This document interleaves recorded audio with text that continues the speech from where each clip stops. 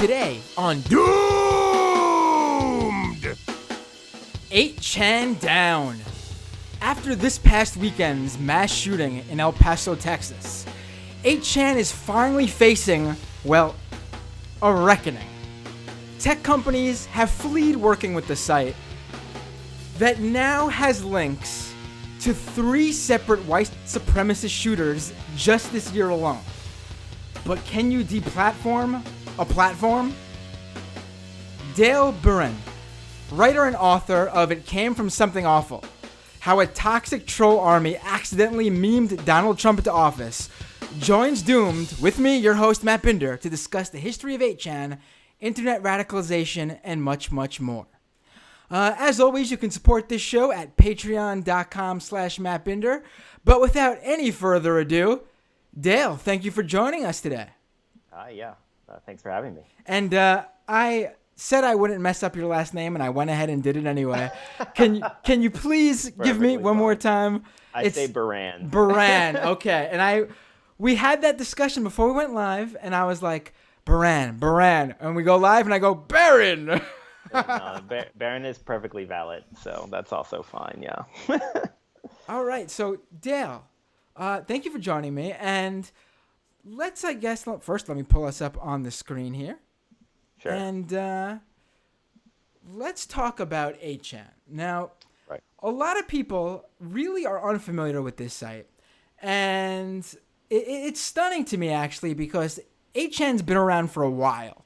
And I guess before we really get into why it's in the news now, I mean, I mentioned up top that the mass shooting in El Paso, Texas this past weekend, the mass shooter posted his manifesto before he committed this horrible act that left 22 people dead and many more injured. His manifesto repeated many beliefs that are associated with the Great Replacement, which is a white supremacist belief that white people will soon be replaced in this country by immigrants. Right. And before we get into all that, after I just gave that summary, but before we really get into it, I think it's important to really get into what 8chan is, and even going further back than that, how it even came to be. And you wrote this great piece about 8chan called Why Does 8chan Exist at All? And I think the best way to start this conversation is for you to answer that question and give us a little bit of the history of where it came from. Sure, I can do that. Yeah, so 8chan is a copy of another anime message board, 4chan, which was begun in 2003 by a 15-year-old kid in upstate New York.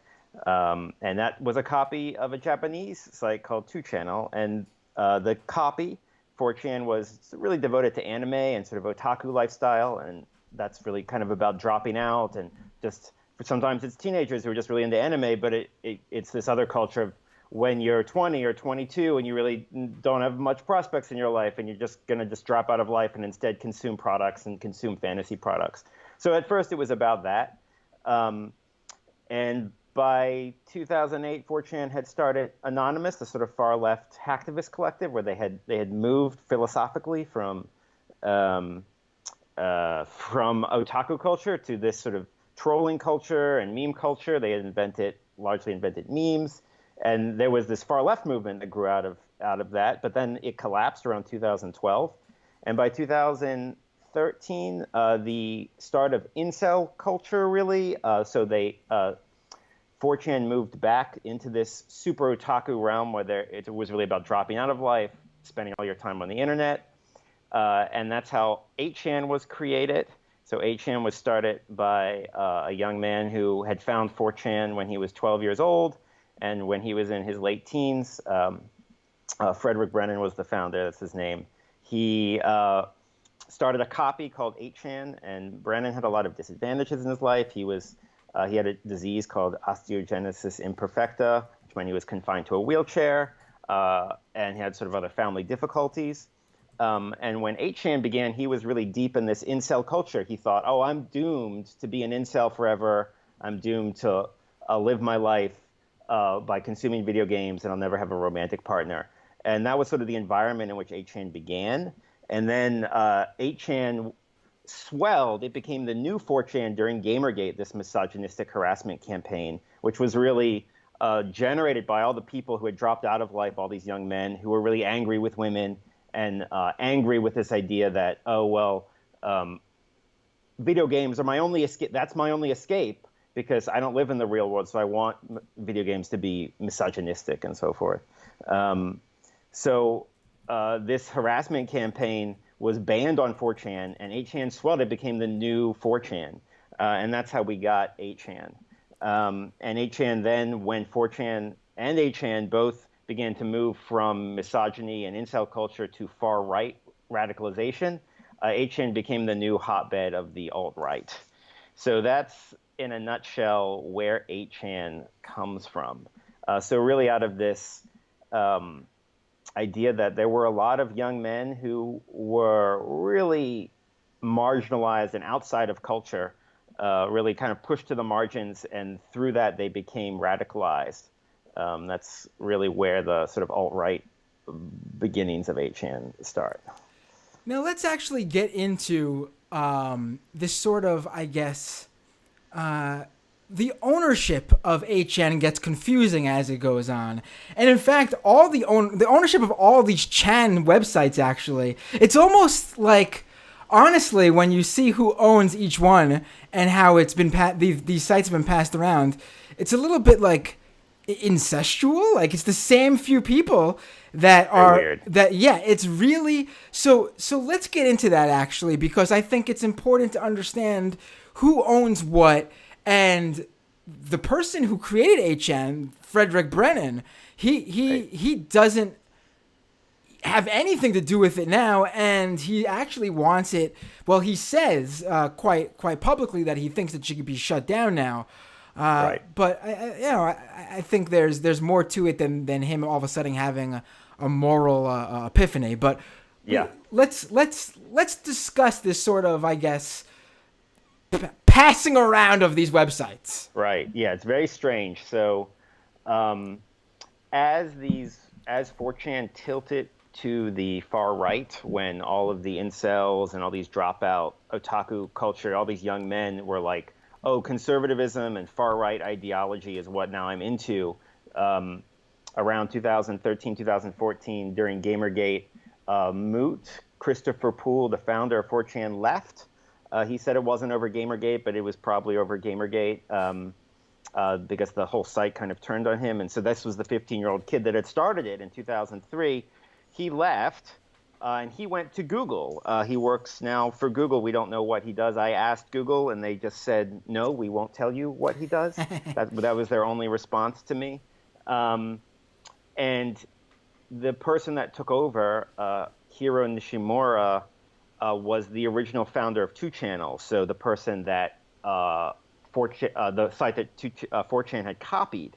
So he went and now is running 4chan, and he still runs 4chan. And he had been kicked out, or rather had lost the control of 2channel because there was this rather elaborate scandal in Japan, which had to do with bribery and controlling posts on 2channel. Right. And 2channel was even maybe in some ways more significant than 4chan is in our culture. It was a little more mainstream, but it too was full of otaku in Japan, and it was full of radicalizing otaku that were also, for the same sort of sociological reasons, going to the far right. And so this was part of the scandal, and so he lost control. He went to go run 4chan. At the same time, all of these people angry over Gamergate, all these 4chan users moving to 8chan, were swelling Frederick Brennan's site, and 8chan became super significant. But the problem is, weirdly, Chans don't make money. They lose a lot of money. Right. So Frederick Brennan was in this position where he's 20 years old. He's scraping by on this like gig economy. He doesn't have any money. He's trying to be independent. But he told me, well, I was about to go on disability and stay there for the rest of my life. I needed a way out. So he's like, I want to use this idea, this popularity of 8chan, even though I'm losing all this money. And so enter the server administrator for 2channel, a guy named Jim Watkins, a sort of far-right Army veteran who lives in the Philippines, who had been running 2-channel servers and was the person that, in this chaos of the scandal at 2-channel, had stolen 2-channel from Nishimura. So Jim Watkins now has control of 2-channel. 2-channel makes a lot of money because it doesn't host images. So Watkins, flush with money from 2-channel, says, I'll buy 8-channel from you. Not because it's profitable, but because I think it's fun and because my son loves to use 8chan. So now Watkins owns 2-channel and 8chan. Nishimura, the original owner of 2-channel, owns 4chan. I'm sorry, and then and Moot, Christopher Poole. You're right. He works for Google. Yeah. The one mistake there is I said 2chan. There's 2chan is actually another variant. It's 2-channel. Right. And just so we can clear that up, 2chan was actually started by the guy who now owns 4chan after 2-channel was stolen from him, and then he later sold off 2chan. Yeah, so it's this complicated history, but it's only like 3 or 4 players, right? And it's like the same owners, right? So this is significant in the sense that people are like, oh, if we shut down 8chan, oh, they'll just go to another chan. Well, actually, it turns out it's very hard to run a chan. They lose a lot of money, and of course, server companies ban them, as is happening with 8chan now. So the idea that this will happen is more difficult than I think people imagine. Right. It is interesting, though, to think about the idea of a platform being deplatformed, because it is different, I think. And I don't know if I want to get into this conversation this early in the conversation before we get to what's going on 8channel even more. But yeah, let's hold off on this part. Okay. So let's discuss now. So Frederick Brennan, now that we know the family tree of the Chans. Right. So Frederick Brennan starts 8chan in 2013. But first, actually, he ran 8chan before he started 8chan. And yes. I think this is important, too, to know about. Because, right. And I think it's important to know this, too, because when we talk about these different types of, far-right online extremists and reactionaries, there is overlap between them all. And I think a lot of times people who just study the sort of mainstream white supremacists, they pay attention to the David Dukes in the KKK, and then they pay attention to the new school of the white supremacists like Richard Spencer. They miss a lot of the things that happened online outside of the public view that sort of connects it all and really, I think, moved it from the David Dukes to the Richard Spencers. And one of those things are this culture of incels and, people who are sort of angry that they're virgins, but they're pushing women away anyway. Sort of like the men going their own way people. So let's talk about that part of Frederick Brennan's life really quick. Right. So Brennan really began in this. He was sort of the center also of this burgeoning incel culture, which had occurred first on 4chan and then on a section of it called R9K, Robot 9000, which was supposed to be a nice optimistic part, but it came full of people who were sad and alone. And then together they convinced themselves, there was sort of this groupthink that they're like, oh, well, if I'm sad and alone, I'll be that way forever. I'm doomed to be that way. I'm born into a society. And it was sort of like a social Darwinist idea, which is still very popular among the alt-right, this idea that, oh, we're beta males. We're doomed to never get women and be on the bottom and always lose this sort of hierarchical competition. So Brennan was in that R9K world. And then Moot thought it was so sad and depressing, he cut the board. He said it shouldn't exist on 4chan. And at that point, Brennan and the group start new chans. They start Wizard Chan, which is based on this Japanese joke that if you're over 30, you become a wizard. If you're over 30 and you're a virgin, you become a wizard. That's the joke. So Wizard Chan, he described to me, was even more toxic. It was even more of a groupthink. Things got worse, and they said, oh, if you have one friend, then you're faking being a wizard.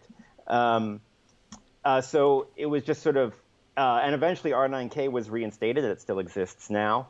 Um, but WizardChan was also, before even Gamergate happened on 4chan and then moved to 8chan, WizardChan was already harassing the same game developer in 2013 before Gamergate really got started. So, I mean, to me, I argue in the article in the book, it's really like you mentioned, there's the Richard Spencer kind of like armchair crank, fake intellectual Nazis, and then there's the traditional David Duke neo-Nazis. To me, there's this new set of disenfranchised, marginalized young men who, because of, for economic reasons, right, they're like, they've dropped out of life and they're sort of in this otaku lifestyle, which then deepens into an incel lifestyle. And then between that economic idea that like, oh, they don't have any access to fulfilling jobs or really good access to education or adequate housing, stuff that a lot of young people, a lot of people just have to deal with in the US now. That combined with like, it's so easy to just drop out and play video games all day. That's just, our culture makes it really easy to do that. That ends up pushing people into 4chan and 8chan and into these realms. And then they cling on to far-right ideology as a way out. That's their Right. like, right? They think, oh, well, that'll be my way to bootstrap myself out. Right. And Brennan was really at the center of that before Gamergate happened and then before 8chan happened. And we see it just sort of still happening, that those forces are there. It's really kind of a new set of far-right people. It's different than the David Duke set or the Richard Spencer set. Right. And I sort of, this is more of a conversation, I guess, about the mind of someone who takes it the next step and starts mass murdering people. But there's definitely, I know there's a whole debate about, whether it's a mental health issue and whether, it's without a doubt a gun issue. That's the number one problem, Sure. hands down with that. Right. And then, Right. you have Republicans and conservatives trying to blame video games. Right. And, there's, to me, I think you could blame for sure mental health and sort of video game culture, not the video games themselves. And obviously, this all goes back to toxic masculinity as well, on what gets people in this sort of mindset, not the mass shooting mindset, but the mindset of the people on 8chan and 4chan who are miserable and then become radicalized by people who, not saying Richard Spencer and David Duke specifically, but people like them who see these people who are like this, depressed, down on their luck, and view them as, hey, these people are prime meat for my ideology and for me to bring them into the fold. Right. Yeah, I mean, that's very true. I mean, to the extent that it's mental health, right? I mean, I'm sure some of these people have mental health issues and we'll never really know. But like the idea that the New Zealand shooter, right? A lot of them appeared like ideologues, right? They're like, I'm fighting for ideology. They didn't actually seem unhinged, for the exception that they became horrible mass murderers. So like, it's very frightening, this idea that they're sort of radicalized just through the ideology, and that makes them want to kill people. Sources that I've interviewed, people that have fallen into incel culture, even though they didn't go out and kill people, they describe it as like, that's how I felt. Right. Because of what happened, like, I felt like, oh, I never got out. I never interacted with people except on these websites. And what they convinced me, they just convinced me that we're superfluous people in the bottom of society and we're worthless. And the only thing that can happen is that we should just kill ourselves, or we should go out and kill other people because we're doomed, right? And like, you see that groupthink happen with like Thinspo or whatever, where like people who are inspired to be anorexic, they all get together and encourage each other. But it was happening with incels really badly. So it really is like part of their like part of the ideology, which is like, it's that social Darwinist idea where like they convince themselves that life is this cool kind of video game style hierarchy, right? And then of course the other component, like you say, is that there are these sort of, after Gamergate, this really occurred during Gamergate, where there was this power vacuum when Christopher Poole left 4chan. He was like a leader, and all of these YouTube personalities popped up instead and said, I'll lead you for Gamergate. And they were profiting off the ad clicks, and they kind of became fake dads. And they were like, oh, well, all these young men who are raising themselves online, I'll tell you how to pull yourselves up by the bootstraps. And you're right? Like, you're right to be angry at women. You're right to hate feminism. And you're right that society is this cruel hierarchy. And I'll tell you how to climb the way to the top, because I know you're doomed to the bottom, right? Really unhealthy stuff. Right. So, and it's like scratching a mosquito bite, right? It's like a terrible cure, right? And it just is this like form of hopeless hope where they're like, oh, okay. And then it just feels worse because like what could be more alienating than suddenly deciding you're a Nazi? It makes you more alienated, right? And that's Right. Then they get in this position where either they kill themselves because the boards were full of suicides, or they end up doing even worse stuff, which is happening now. Right, right. And, on this show before, I've spoken many times about sort of the type of person that falls for this sort of thing, really. The type of person who is susceptible to white supremacists and MRAs and anyone who profits really off of far-right ideology and hate. And... Right. I don't bring this up to feel bad for them. These people, I'm not saying, oh, it's, mental health issue, they're depressed, and that's how they get pulled into this world.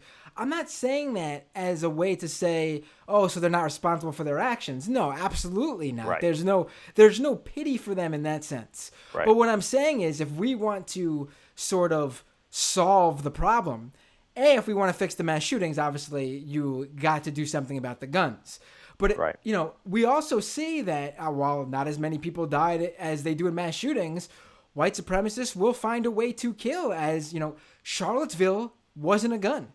Someone died, Yes. and there was no gun involved. Yes. So if we want to stop that, we need to even look deeper and see what's going on here. Not to pity them or feel sorry for them, but to say, hey, these people are being radicalized. They wouldn't be like this either way. They wouldn't be like this any other way, I should say.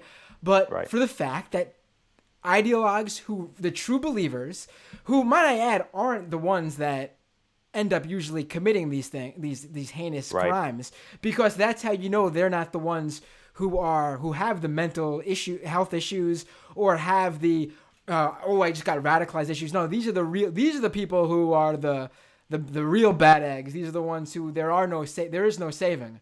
Right.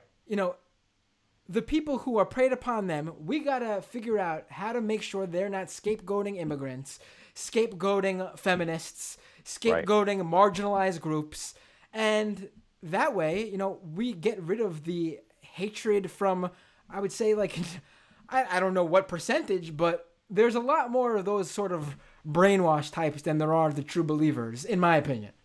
Right. Yeah, I think that's a very fair point. Yeah, certainly, like, breaking apart the problem and trying to understand the roots of it does not mean in any way, like, I have no sympathy for the men that go out and actually kill people because they've been brainwashed online, right? Like, the idea that they would do that. I mean, the sources that I speak to, right, it's people who are in that position, and most of them don't. Most of them live really sad, miserable lives, and they just watch.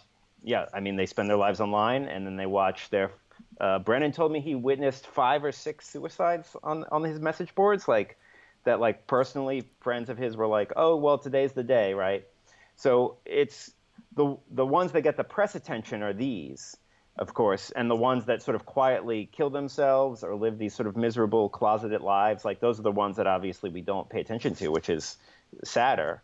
And I think you're also right that really the people profiting off it, right, whether that's YouTube addicting kids to watching endless YouTube videos, or whether that's the men on YouTube who are selling them this social Darwinist ideology and sort of convincing them that they're doomed to be on the bottom, or convincing them of this very cruel way of thinking, right? Those men deserve the blame to some extent.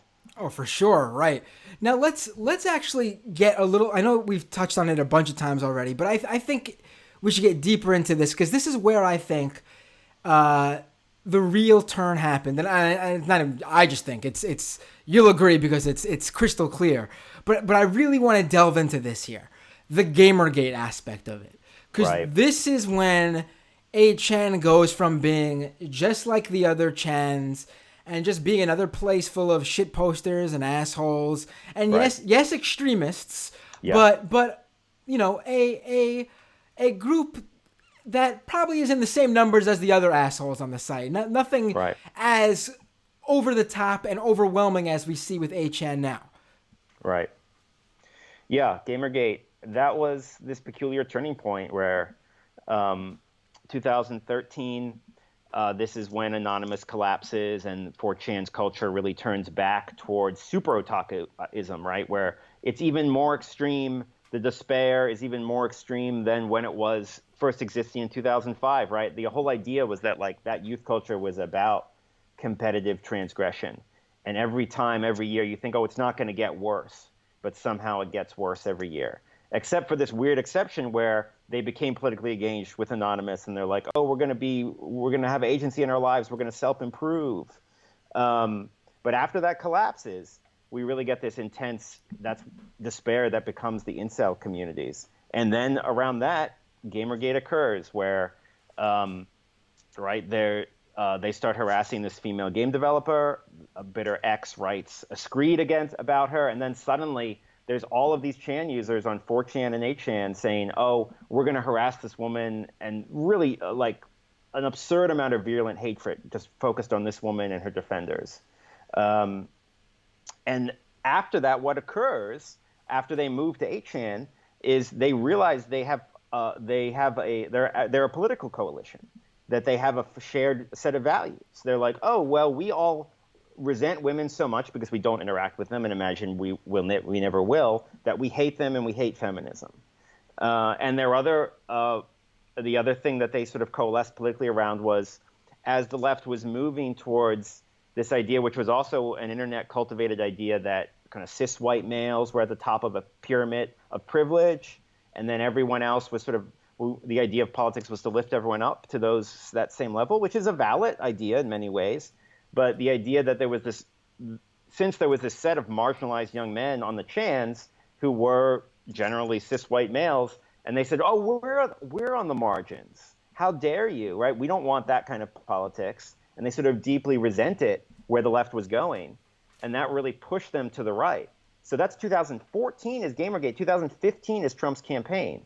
So by that point, all of the Gamergate vloggers, Mike Cernovich, Milo Yiannopoulos, Sargon of Akkad, right? All of those guys that were profiting off YouTube, really like hucksters, they all turned and they said, oh no, well, Gamergate's over. It's been a year. We're going to turn and we're going to campaign for Trump, right? And we know how that goes, which is, right, like Yiannopoulos, and Bannon hires Yiannopoulos. And then Yiannopoulos' tour, which Ben gives him $1 million for a tour, that ends in all these riots and stabbings and shootings, and that ends in Charlottesville. So, I mean, a crazy story. And it's crazy that Gamergate, which we thought was sort of cultural trash in a way, we thought, oh, that's so stupid that that horrible harassment campaign happened. Let's forget about it, right? Now everyone's forced to talk about it because it became this coalition of political coalition of like men from their 40s down to their teens that felt deeply marginalized and had moved to the far right. Right. And the interesting thing there is that, again, we see something going on where, well, first of all, one interesting thing is that Frederick Brennan, he has admitted, and he said it himself, that 8chan wasn't really anything back in 2013. It maybe received like 100 posts a day, if that. Right. And then it went from that to, these Gamergate people who were kicked off 4chan for being too terrible for 4chan even, needed a place to go. And he saw this as an opportunity to grow 8chan, make some money. And he said that it went from 100 posts a day to 4,000 posts an hour. And, I think what we see here, and then let's segue into what I was going to say before that popped into my mind, with the Milo Yiannopoulos, the Mike Cernoviches, the Sargons. What we're seeing here is that people who had the clear mindset, who were not the type we were just talking about 5 minutes ago, they saw this as a grift. They saw this as a way to A, make money, and then B, get some people on our side. And it's what set off, this is what sets off people almost every time. If you look at anyone who's been sort of radicalized, it almost always, I would say, starts with a grift. Someone who sees an opportunity to A, make money, or B, stroke their ego. And they use these people, and these people are used. And we're going to get into another aspect of 8chan coming down that ties into this with QAnon, but I don't want to go there quite yet. So, so what I want to do now is just bring up Frederick Brannon, because he's out there now talking about that 8chan should be shut down. He despises it. He wants nothing to do with it. He wishes that the Jim Watkins, the American pig farmer living in the Philippines, shut it down and listen to him. He talks about this guy like he's a terrible guy. He worked with him. He apparently was shacked up in a condominium that he had rented for him, and apparently this guy would treat him terrible or something. I feel bad for him that he had to deal with that. But at the same time, he's not an innocent party in this. No. This is a guy who, during Gamergate, was warned many times that, hey, people are being harassed and doxxed on your website. He didn't care. He openly supported it. It's not like he just provided a home for it either and tried to moderate it. He openly supported these people. He openly supported the things going on his site. He did not do a very good job moderating when child pornography started running rampant on his website. And, to me, to top it all off, the part where you don't get to come back from, that's right, something that you could think of that's even worse than letting harassment and doxing go, is the fact that this guy went ahead and wrote a pro-eugenics piece for the Daily Stormer. Right. So, yeah. When I spoke to him first in 2018, I was surprised that he said, I want nothing to do with the Chans. And it was a toxic environment, that he had been really suckered into the groupthink, the incel think. And he was still working for 2chan at the time, for Watkins. And I do, in some sense, understand that to a certain extent, that I would believe part of that, that he's 20 years old and he's suckered into this like many of the other incels I spoke to. But he did make these wrong choices. He made these horrible choices as he went forward. And to me, the article, that central idea that I asked him, I was like, do you regret Gamergate now that you realize you're out of this group thing? He says, I can't say that I regret it, because it got me out of this horrible situation where I needed to use it.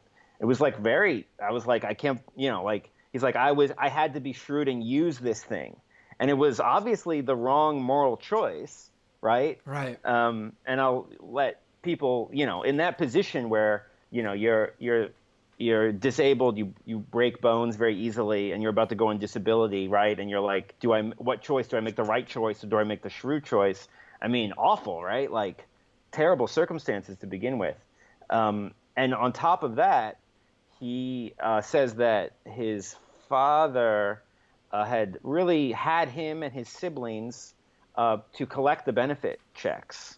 So he was sort of from this place that was his family situation. So every time a reporter would come to him, he would come and give this message where he says, this happened to me and I want genetic testing. So I asked him about this Daily Storm article, and he's like, I wanted to get the message out that was the only one that would take it. But obviously, right, he's obviously that's, that was the wrong choice, and it's insane to advocate eugenics. So he's to me, this idea that he is from this difficult background and he fell into and he made all of these bad choices, right? I will judge him, certainly, right? And I will say that it's wrong. But to me, it's like beyond the judgment, right? These factors that sort of created this, it's like beyond who is to blame, right? Like the idea that he's in this like horrible situation and this is how 8chan is created is to me the mind-boggling part. What, you Right. know, Right wingers bring up all the time, like, oh, there's, there was the Christchurch shooter who posted on 8chan, was live streaming on Facebook, and people post murders on Instagram, and why right, don't people clamor, say those sites should be shut down, and right, even if you even want to bring in Moot and 4chan, what I think the difference is between Facebook and I don't think I know the differences between those mainstream social networking websites and even 4chan with Moot is that yes, these people didn't set up these sites for that purpose, and they sort of created a monster they didn't mean to create, and then they went ahead and did things to, they tried at the very least and continue to try in the case of the mainstream social networks to do something about that. And that to me is the main difference. Like the purpose of Facebook, the purpose of Instagram, the purpose of Twitter isn't right, the bad stuff. The purpose yes, is the reason they created the site, and they try yes, to do something about the bad stuff. Moot didn't create 4chan to be this terrible, horrible place. It right, became that, and whether he tried his darndest to really to fix it, he certainly did more than what Brennan did. And yes, the fact is that 8chan was started to be a terrible place. Like yes, he purposely wanted these people to create the culture of 8chan, and to me that's just where it gets to the point where it's like, no matter where you are now, which I personally think it's a thing where he's just portraying this sort of moral clarity now just to be done right, with it. To me, that's the biggest difference. And in fact, what sort of cemented my belief in this is that one of the programs that Brennan went on to discuss wanting 8chan shut down in the wake of this El Paso shooting right, was the Kill Stream, which is hosted by Ralph, who runs the Ralph Retort, which is a major far-right reactionary show. The guy was one of the original major players of covering Gamergate from a pro-Gamergate perspective. He was someone who was jailed for a while after attacking a police officer in one of his reactionary rages. This wow, is a far-right guy that Frederick Brennan decided to go talk to. And again, I'm actually not someone who is against going on shows that are, far-right if you have the opposite opinion, in a sense, to shut them down, to shut them up, to possibly sure, show. But right. he's not the guy to do that. So if in his case, he shouldn't have gone on that show because he's not in that position to do that. Yes, that's very true. Yeah. I mean, 8chan is also different in the sense that it's inherently irresponsible because unlike 4chan, which is strictly controlled, moderated what board, Moot or whoever runs 4chan decides what boards there are. The idea that you can start your own board, like on Reddit or something, on 8chan created a real rat's nest of really illegal content of all types. And it was largely unmoderated. That was partially the appeal of 4chan, but as 4chan went on, Moot moderated it better and better, though it was obvious from the beginning that people were drawn to it because it had very poor moderation. But yes, 8chan always had really poor moderation. And so the idea of running 8chan all these years, morally irresponsible, morally wrong, right? Right. The idea that you would invite Gamergate over there and as a harassment campaign and say you can do this here, right? Obviously the wrong decision. So yeah, I mean, I do think he has a lot to answer for. Oh, I just remembered, by the way, just to bring up another thing that Ralph Retort is known for after, being in the way, being that Brennan went on this show with his new morality, is that Right. this is the guy who got banned from the Wall Street Journal covered this. It was a major story late last year in 2018. He was the guy who was raising money for, I believe it was St. Jude's Children's Hospital, but doing it by monetizing anti-Semitic hate speech via YouTube's super chat feature. So he was having his audience pay money to send YouTube super chats using, the K word slur for Jewish people, using the N word, saying horrible, terrible. And he was, this is a thing they were known. This was something he encouraged. And they got kicked off of YouTube for it. And what they do basically is, because then they come out and say that YouTube's against St. Jude's Children's Hospital, which I mean is ridiculous. I mean, that's the whole point, right? They do it under the guise of raising money so that when they do get banned, they can turn it around and say that we were trying to do a nice thing and that the people who did something about our channel are actually the bad guys. Wow. Right. Yeah. I mean, that's pretty awful. Yeah. I mean, to me, Brennan's anger right now and how he's sort of vehemently denouncing 8chan, it's a mix of this thing that he told me a year ago when he's like, the Chans are toxic. I live this new conservative life, by the way. Like, it's sort of like he goes to church, he found religion, and he says that like that's his new life now. But it's a mix of that and being really angry at Jim Watkins, at the guy that bought. So it's sort of like a disgruntled employee thing. Right. Probably fairly. Watkins really sounds like an awful nightmare, right? Watkins, since he bought the site, and he bought it in exchange for a job, right? He said, Brennan, I'll give you a job at my company, programming for 2channel and 8chan. In exchange, I'll have 8chan.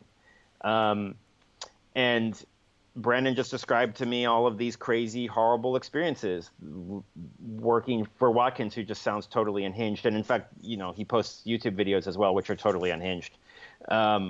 So it's sort of this combo of Brennan's like, I hate 8chan now because I hate Watkins, right? Like, He's like, I'm really disgruntled. And he said things on Twitter where he's like, I would still run it. I could run it well.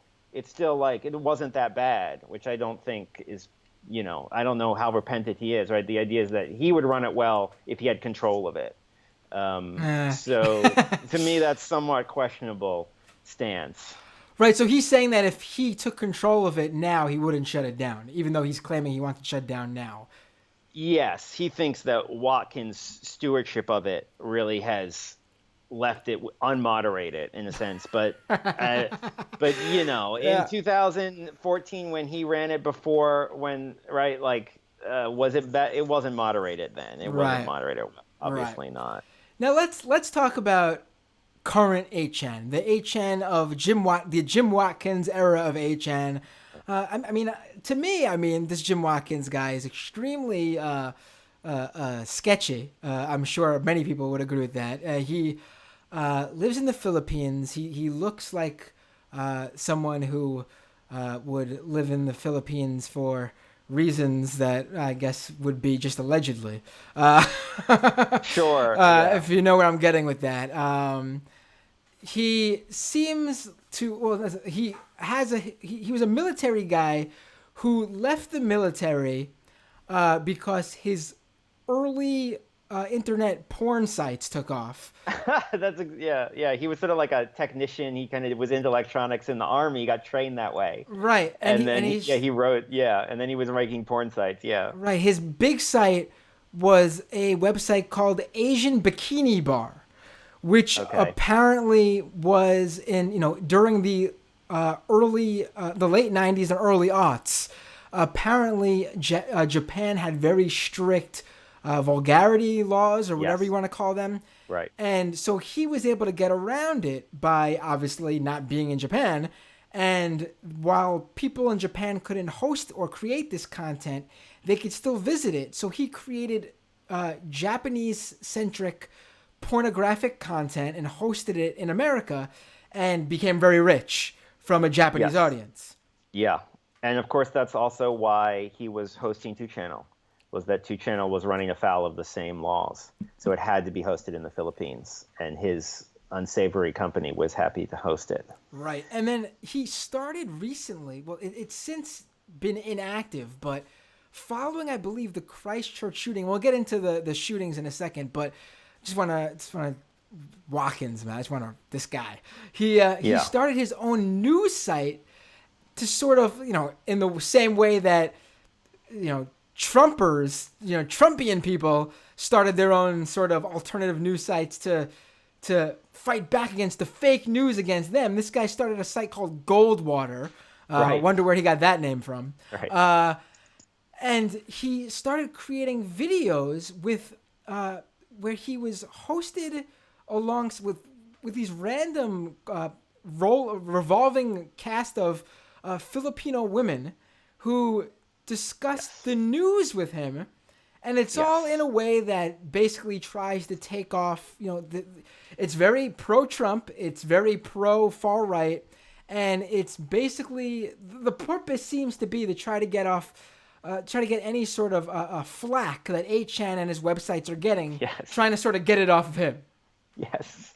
Whenever he creates a YouTube video, it looks like an Adult Swim show, right? Like it looks like, right? It looks like, I mean, it's just these amazing production decisions where, when he's apologizing for the massacres that come off his site, he's got this huge Ben Franklin like looming behind him or whatever.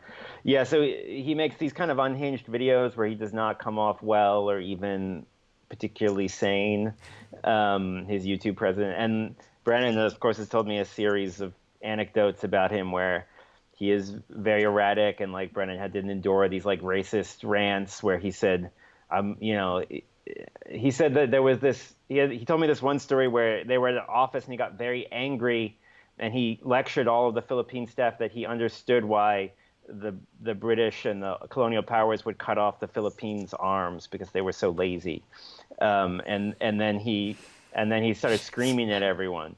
Wow. So stories like this, and Brennan eventually quit because he said that, Watkins stormed up in the middle of the night and started screaming at him while he was just in bed covered by a blanket. And that was the last straw. So there's this idea that Watkins has never been particularly sane, I guess, or at least like particularly like a good manager. So Brennan also described how really 2chan, which was stolen in a sense, we don't know the details, but it was very public feud that Nishimura claims that it was stolen. Like at the time, Nishimura was DDoSing his own site. He was like, this was also like they were fighting publicly, like through hacker feuds to get it back. Right. So 2channel, once it was stolen, once it was taken over in this weird aggressive way, was his only source of income, according to Brennan. And so he had these Goldwater, all these other sites. These were like insane projects that never made any money. And 8chan is one of those. It's just one of those sites one of those crazy projects that just loses money and causes huge problems for him. So that's why 8chan exists, which is also totally bizarre. Can I just say, it is stunning to me how dumb these Chan owners are. Who would hand over both the hosting, like the full content of this website, and the domain name to someone you have no sort of connection with, who's just promising to host it for free? Like, what a dumb move! Like, yeah, right. It's like handing over the keys to your, like, if you were running a brick and mortar business, would you hand over the keys to your front door to some stranger who claims he'll fund it without any sort of contract or anything like that signed? I mean, what a weird thing to do. I'd rather, if I couldn't afford my website and someone said they'll just freely host it with no sort of monetary exchange for me, I would be like, I think I'll just let my site shut down. Thank you, buddy. I wouldn't trust that. Yeah, it's very weird. There was a contract between Brennan and Watkins, but that essentially, gave him rights to the entire site. And then not a good one. Yeah, right. And like Nishimura, like he was famous for never responding to lawsuits and sort of being a really sloppy business owner. So this idea that like he just accidentally lost control of this incredibly lucrative site, it's like very bizarre, right? It's not like it's very sloppy all around. I mean, he's got what happened. The 2channel guy. You got all this money, and you have problems in Japan.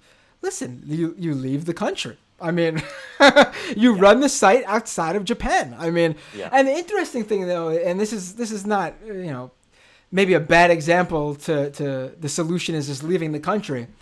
But, I think some people would think that, Jim Watkins is safe in the Philippines and that's why he's there. But apparently the Filipino government is not pleased at all that they're stuck with the guy who runs 8chan. Yeah, there are extradition treaties and so forth with the Philippines. So as far as I understand it, so it's not really, besides the Japanese law, I guess, that it gets around. There's not really. It's not like they're there hiding. So to me, I think you're right that right now the Philippine government is not happy at all, and they are going to put a great deal of pressure on him if he really tries to start the site again with this like zero moderation approach, where he is really sort of embracing this idea that all these horrible things on it. Yeah, like it's not going to exist in that form anymore. It would be my guess. Right. So just this year, I guess to bring it full circle now, just this year we've had 3 white supremacist shootings where the shooters were 8chan posters, where they posted their intent beforehand, posted a manifesto beforehand that clearly showcased their white supremacist ideology. I believe I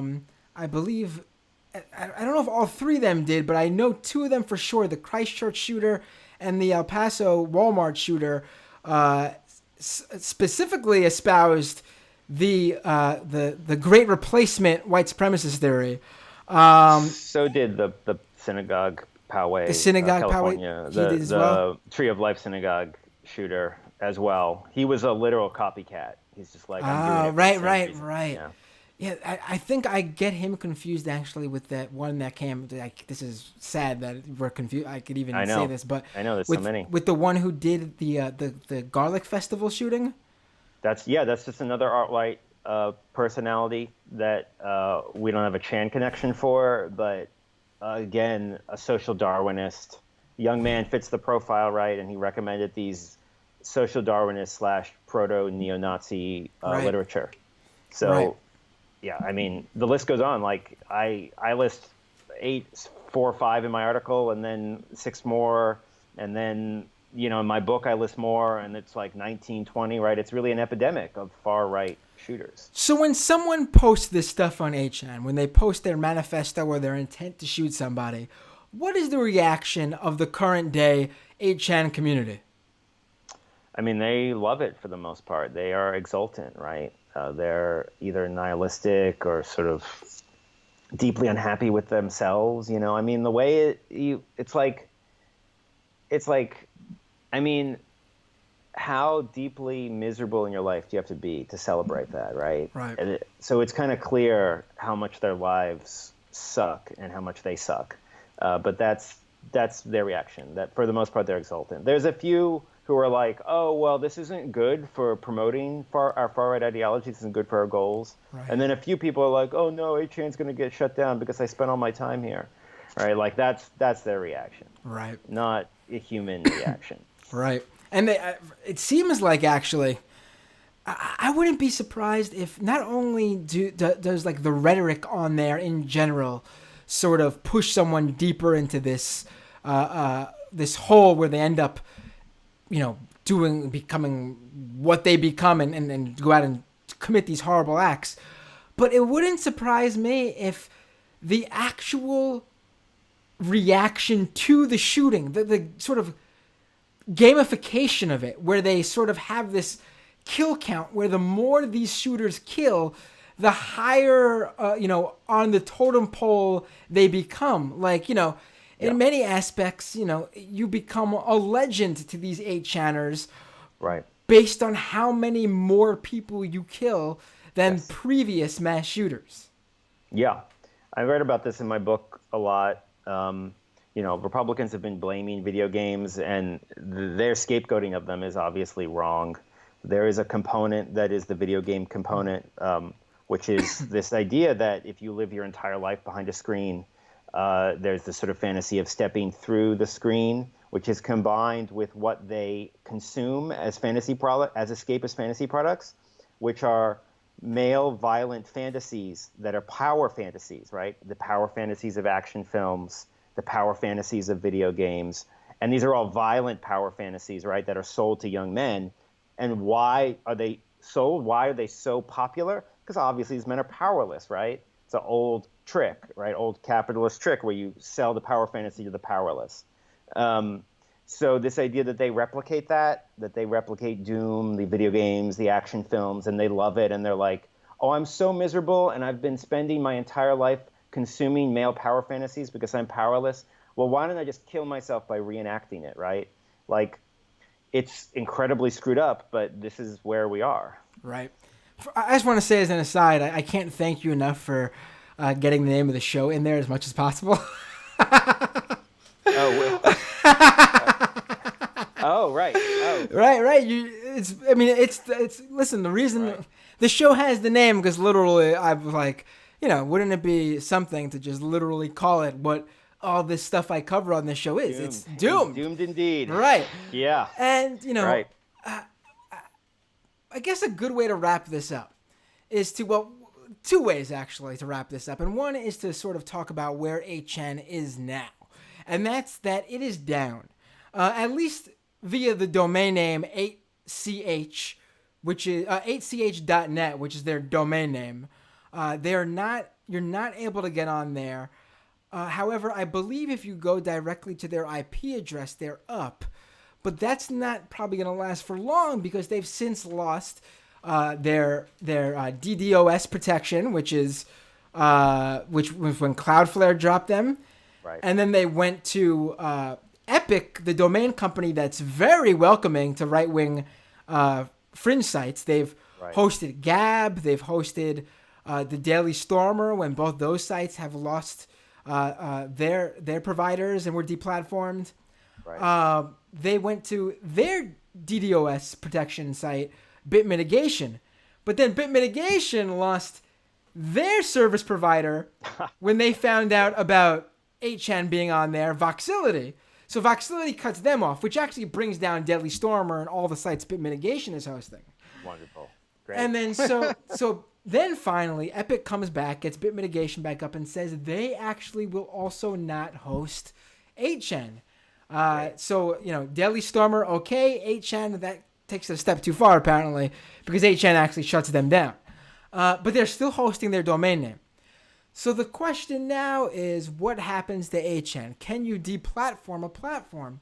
And I don't know, because, see, deplatforming has clearly worked in every way that we've seen so far. Yes. When it comes to Milo Yiannopoulos, and let's use Milo as a perfect example because I think he's the shining star of the examples.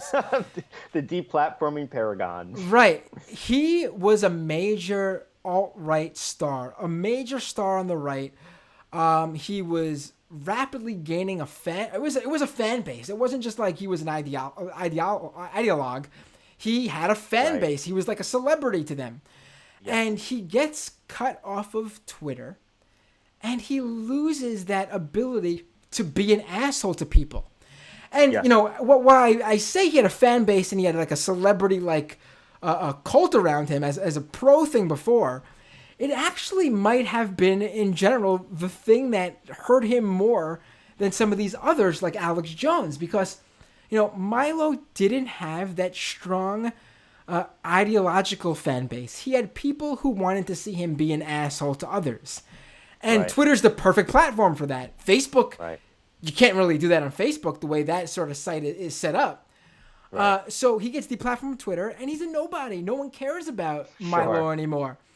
And it works because that's sort of what deplatforming is all about, removing someone from that sort of, bubble that exists on each separate network or website. But see, what I think is that it's different when it comes to a website. Because, in a sense, they own the platform they're on. And while you can continue to go after their service providers, they'll always find somebody. Because they're able to set up that platform somewhere. Now, it'll be a lot harder, and the site will certainly go down and not be a stable constant that they were when they were on Cloudflare or a service like it. Right. But for the platform itself, it's sort of like when there's a will, there's a way. And they will find a way to get through on the dark web, maybe, Right. I know someone already set up and this is funny. This is Kelly Wilde from the Daily Beast reported on this. Someone set up an unofficial 8chan on the ZeroNet platform, which is basically like a peer-to-peer hosting service. Right. And because it was an unofficial platform, you don't know who exactly is peering this and what they're sort of Yep. putting in the 8chan package. And Right. what it turns out was in there to people who thought it was the official way to access 8chan now was child pornography. Of course. Right. So I don't really know what happens to 8chan now. I mean I'm not saying they're not completely done to try to say we can't do anything. Clearly, the tech companies are doing something that's going to hurt 8chan's ability to radicalize people. But it's not down and out like, say, banning a individual far-right personality off a major social network sort of keeps someone out of the atmosphere of that world. Yeah, that's a very fair distinction. I actually hadn't thought of that difference. That's a good point. To me, I think 8chan, there will be enough pressure on it that it will be very difficult to run it. That the unique circumstances of running this website that loses money, and that now governments are going to be very put a lot of pressure on Watkins to either control or moderate or not post at all. I think it might be so much trouble that they might end up abandoning the project. Though if it does return, it will be heavily monitored by the FBI, more so than ever.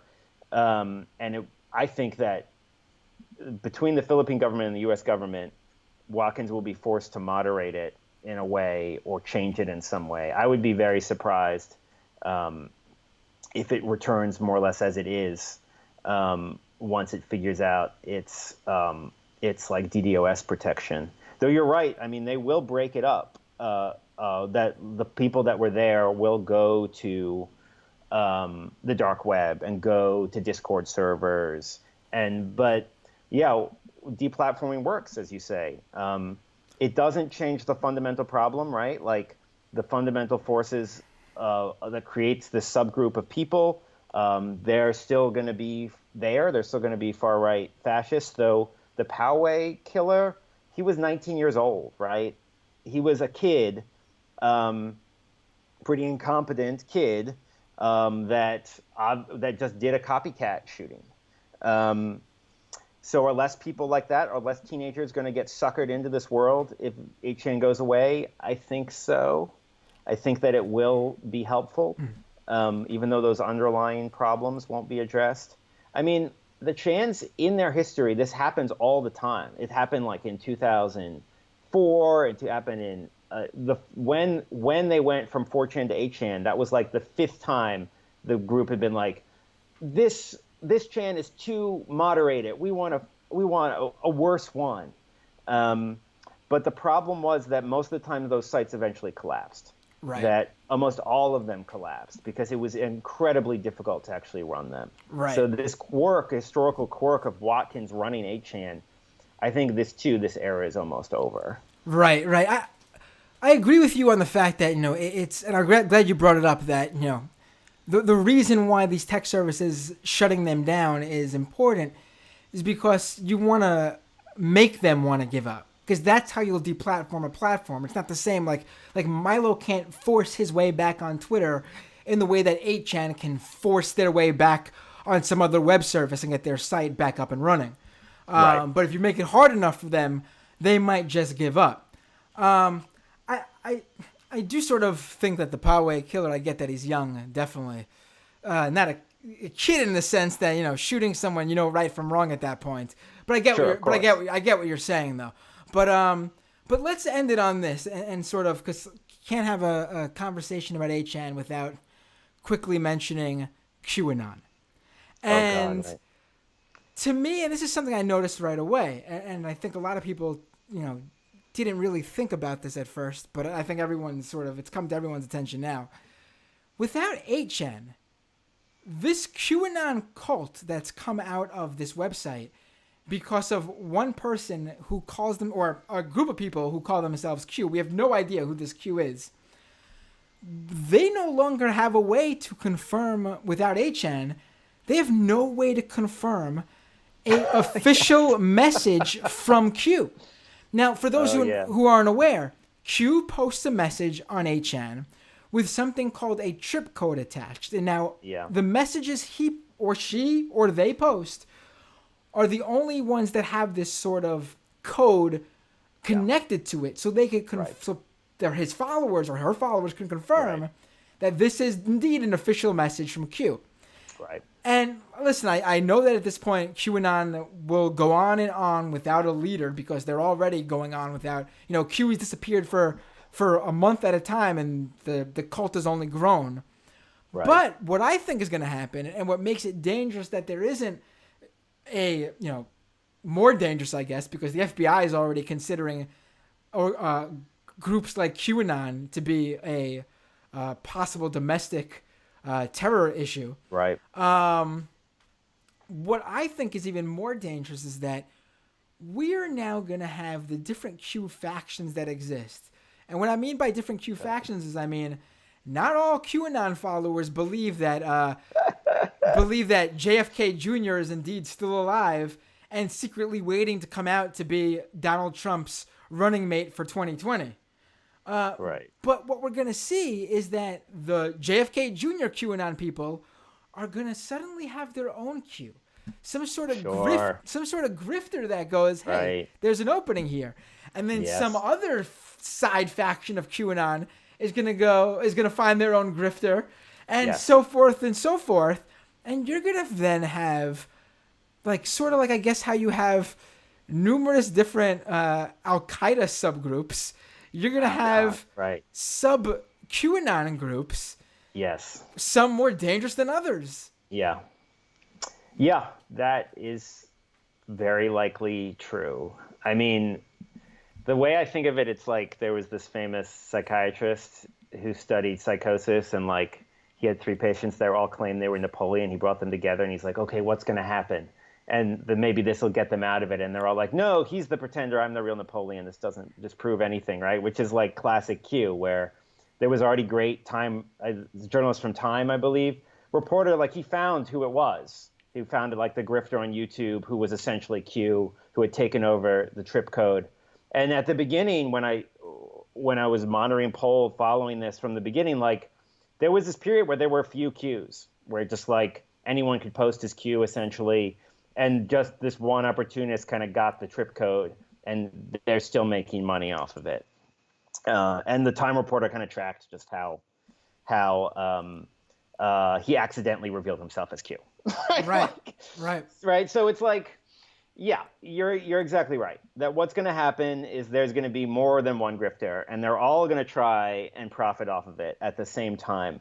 And the one guy who's got the trip code now is going to try and post whenever a chain goes back up, and there's going to be a false Q. I think it's not going away. Right. It'll fracture into a beautiful kaleidoscope of stupidity, rather than one central source. Right. I gotta say, with Gamergate, I sort of, during that time period, I was in the deep of it, covering it. I was on the list of people they hated and went after. God. And I got to tell you that, I sort of saw what was coming with Gamergate, and I was telling people about it. And, people come to me now and say, oh, you saw what was going on, and we thought it was just silly gamer stuff. But and I'm not saying this now to just pat myself on the back, but I'm bringing it up because with QAnon, I was also, early to that.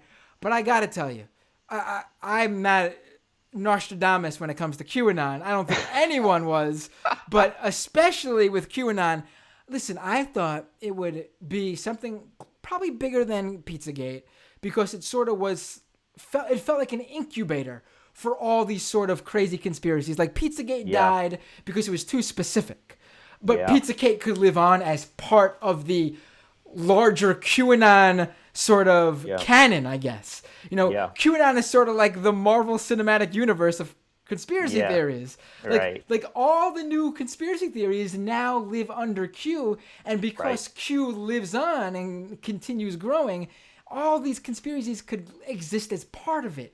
Like the JFK Jr. thing would have been just a crazy, thing that a couple, maybe a couple hundred, maybe a few thousand Alex Jones listeners would believe in. But it's something much bigger under QAnon as part of something bigger.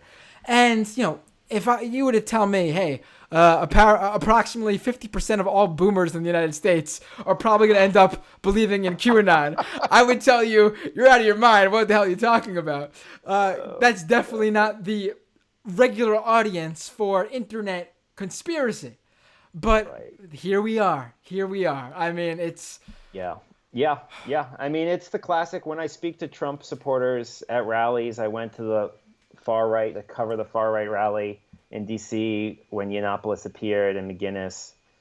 And I spoke to people who are just Trump supporters, and it's the same. They don't really think a lot about it, but they're like, I want my side to be true. I want Trump to be the true outsider to come in and break this thing and break politics. And they really want to believe it, and they're not really critical about it. And that fantasy through QAnon has just brought in so many older people who are not particularly savvy in that way. I wouldn't be surprised if it just keeps growing. Yeah, it's crazy. Right, right. Dale Beran, author of It Came From Something Awful, How a Toxic Troll Army Accidentally Memed Donald Trump into Office. Thank you for joining me. I really appreciate it. This has been really great. Oh, sure. Yeah. Thanks so much for having me. It was a great talk. Where can people go online to find out more about, to follow your work and find out more about your work? My Twitter, Dale Beran, is my handle. Or I have a Medium page, or daleberan.com is my website. So either one is perfectly fine. There we go. Dale, take care. Hope you come on the show again. Oh, yeah. Thanks. Yeah. Anytime. Take care. Bye. All right, folks. That was a lot of fun because that's my wheelhouse. You guys all know that. Oh man, let's go to the second half of the show. Wait, hold on. There's two comments I wanted to bring up here in the first half really quick. Rubix88 over on Periscope says, don't blame boomers, tired of grouping everyone and hating them. I mean, I clearly know it's not all boomers, but I mean, to say not all boomers to me is to say not all men. Like, I'm not talking about all boomers. I'm talking about a very specific subset of boomers that unfortunately do give boomers a bad rap, but clearly not all boomers. Just like when we say something about men and, for example, toxic masculinity, it's not all men, but it's a very significant grouping of men that ruin it for all men. That's what I mean when I bring up boomers. Let's not do the not all boomers. And then Grim, who I love, listener of the show, brought up how, 4chan is just like 8chan, and it's not. And I know it's not a good place, but it's not an 8chan, and you need to understand these distinctions to really, if you really want to get down to the root of each of these things. 4chan came in a world where trolling and shitposting was trolling and shitposting, and there wasn't this sort of right-wing reactionary link to it. Were there for sure right-wing reactionaries and assholes and extremists doing the shitposting? Yes, but it was trolling in the sense that there was no real harm. It was the dumb shit you do online, like, Rick rolling. And, I always bring up the fact that the Habbo Hotel pool incident. If you guys remember, there was this game back in the day called Habbo Hotel with 2D sprites that basically, you sort of live your life. I don't recall exactly how the game worked, but it was sort of like, I guess, like a 2D Sims to really summarize it for lay people. And one of the racist troll moves in Habbo Hotel that the 4chaners put together to troll was they got a bunch of people to pick white avatars and then surround the pool in the game and not let people with brown and black avatars into the pool. Yes, it's racist. Yes, it's ridiculous. Yes, it's horrible. Yes, it's dumb. It's all those things. But it's also sort of that terrible, horrible trolling that, in the general sense, did not commit any harm in the real world. No one was physically hurt by it. It did nothing to anyone offline. We can talk about, and I agree that the fun of doing it indeed probably brought people into these beliefs further. But when we talk about racist trolling, that in a sense is, to me, the greatest example of the racist trolling of the old 4chan before they crossed the line. Before the Chans crossed the line and we got to where we are today. And so there is a distinction and there's a difference, and that's why I think it's important to understand the intricacies of these things. And that's, the same reason why I think it's important to know the difference between an MRA and the MGTOWs and the PUAs. Because they're one and the same in many ways, but they're also very different in many other ways. And you need to understand which groups went where and which groups radicalized what, and who could possibly be brought out of this and who are the true believers. That's all. That's the difference. That's why I bring it up. All right, ladies and gentlemen. To support this show, go to patreon.com/MattBinder. Listen, we really need to grow the show. I can't grow the show if we don't get more Patreons. It's that simple. And if you like what you hear and you would like this content to get some more ears and eyes, and you want me to be able to do additional content, and you're not already supporting the show, and you could afford to do so, most importantly, you got to say to yourself, hey, maybe now's the time to become a member. I asked for $5. You can give less. You can give more. But I asked for $5. And, that way we can do more stuff. I mean, last week I gave you guys 2 shows when we were covering both nights of the debate. I would like to be able to do more shows on a regular basis. I would like to be able to do YouTube-specific produced pieces. Can't do that right now because I don't got the time, because I don't got the number of patrons to give me the time. So patreon.com/MattBinder. And I would like to shout out to people right now who make this show possible. Abigail T, Adam Q, Alan B, Andrew H, Ari R, Benji, Bobby M, Champagne Kami, Chi, Christine H, Colin R, Dakota R, Dan M, Dank Uger, Dave K, David HZ, Dragon Slayer, Floaties, Froz K, FTW All Day, Greg D, Ian Curtis J, Jameson Test, Janelle A, Jasmine H, Jeff K, Jonathan B, Joseph R, Katie S, Katz, Kyle, Lisa D, Max W, User Me, Melissa M, Michael J, Michael M, Mr. Danks, Nicole A, Namde Net, Romina O, Ryan Left His Best, Scott R, Stephen S, Struggle Session, TM, Tamni G, Thaddeus A, Tina M, Tom G, Tom M, Will P, Utopian, and Zarin. You could also support the show with a one-off donation.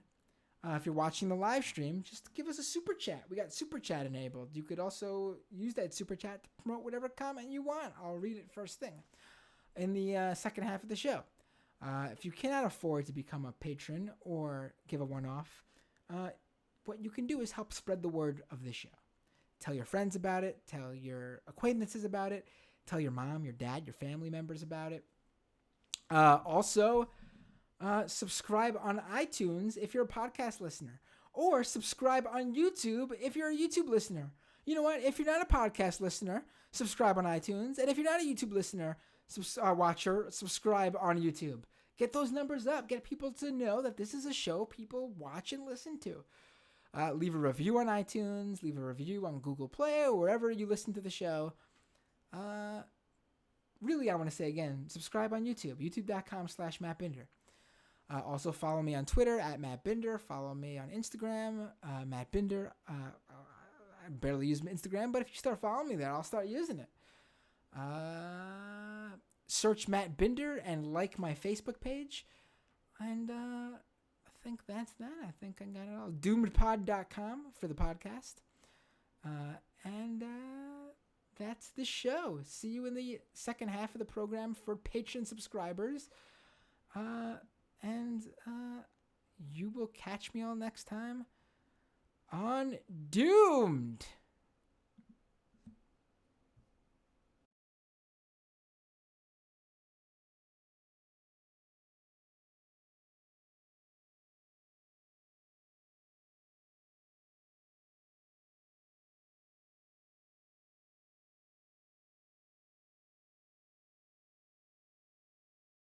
All right.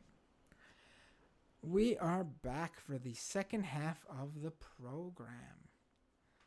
A lot of comments. I'm just gonna read a few for a bit. Let's pull up the YouTube comments here. Oh, there's a lot. Definitely not gonna get to all of them. But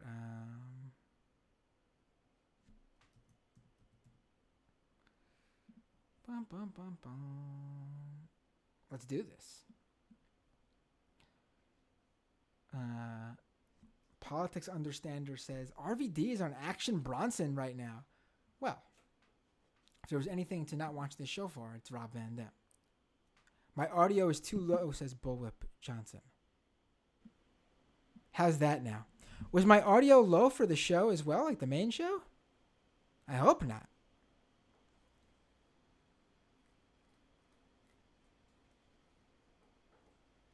Was it? All right, let's go through some comments while you guys catch up and answer me.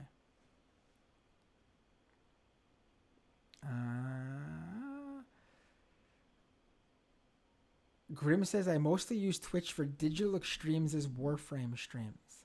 What's digital extremes Warframe? You send me that. I don't know what is it. Sounds interesting. Oh, Renee, before I forget. So I know you sent me all these backgrounds to use for my green screen, so I don't have this black void behind me anymore. I got a problem. A problem, buddy. I'm sorry. But it seems that unfortunately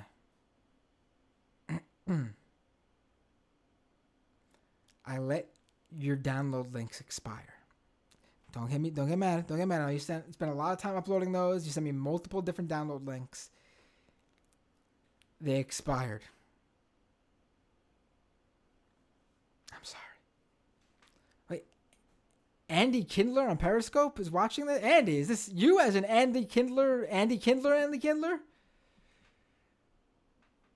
Like, Andy Kindler? Famous comedian Andy Kindler?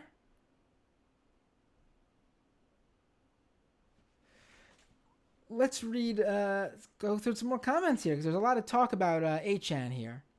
So let's get started here. Let me answer your questions. Cloudy with Rainbows says, can you tell us what Hatechan is? Is it like Craigslist? Well, Cloudy with Rainbows, this was before we got into the show. I'm assuming that you're trolling, being that you're on Periscope. And it is Andy Kindler. Andy Kindler, you give everyone the state of comedy every year. I think that's a very important role. And to me, that makes you, maybe not famous, but infamous. How's that? The infamous Andy Kindler.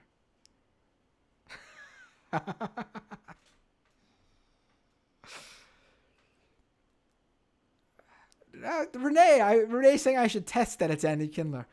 I mean, he's using the @AndyKindler name on Periscope, and I'm pretty sure you need to use the same Periscope name as you do on Twitter. Right. So, Ryan says, Kindler, do a Dennis Miller bit so we know it's you. Well, it would be a true talent if you got a Dennis Miller bit across via Periscope comment. I would be very shocked if that would be a true talent. Oh, man. Oh, boy. All right, so Grim says 8chan is where most of the pedos went from 4chan. Yes. That is, I guess, one of the many wonderful things you can, wonderful people, I should say, you could meet on 8chan. There's the right-wing extremists. There's the depressed incels. There's the mass shooter in waiting. And there's also the pedophiles. And that's just 4 of the groups I've named. Oh, and then there's the gamers and the anime people, and I'm sure there's all sorts of other groups that I can easily drop for you right now, but I don't think we should sit here and name the various groups on 8chan.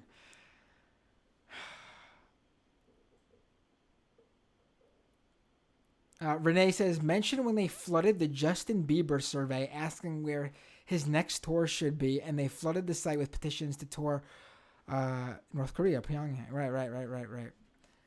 Right. I mean, listen, these sites sort of are the reason for modern day trolling.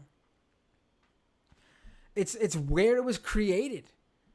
8chan probably came a little bit too late to get any credit for that. I mean, 8chan is the one that you can downplay as the one that has given us nothing of any social value.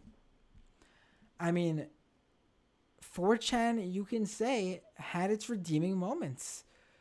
It gave things to web culture that are a net positive.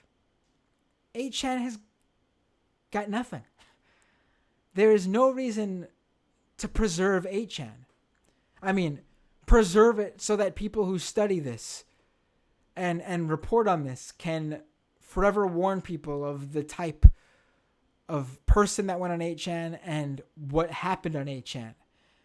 But there is no redeeming social value for 8chan.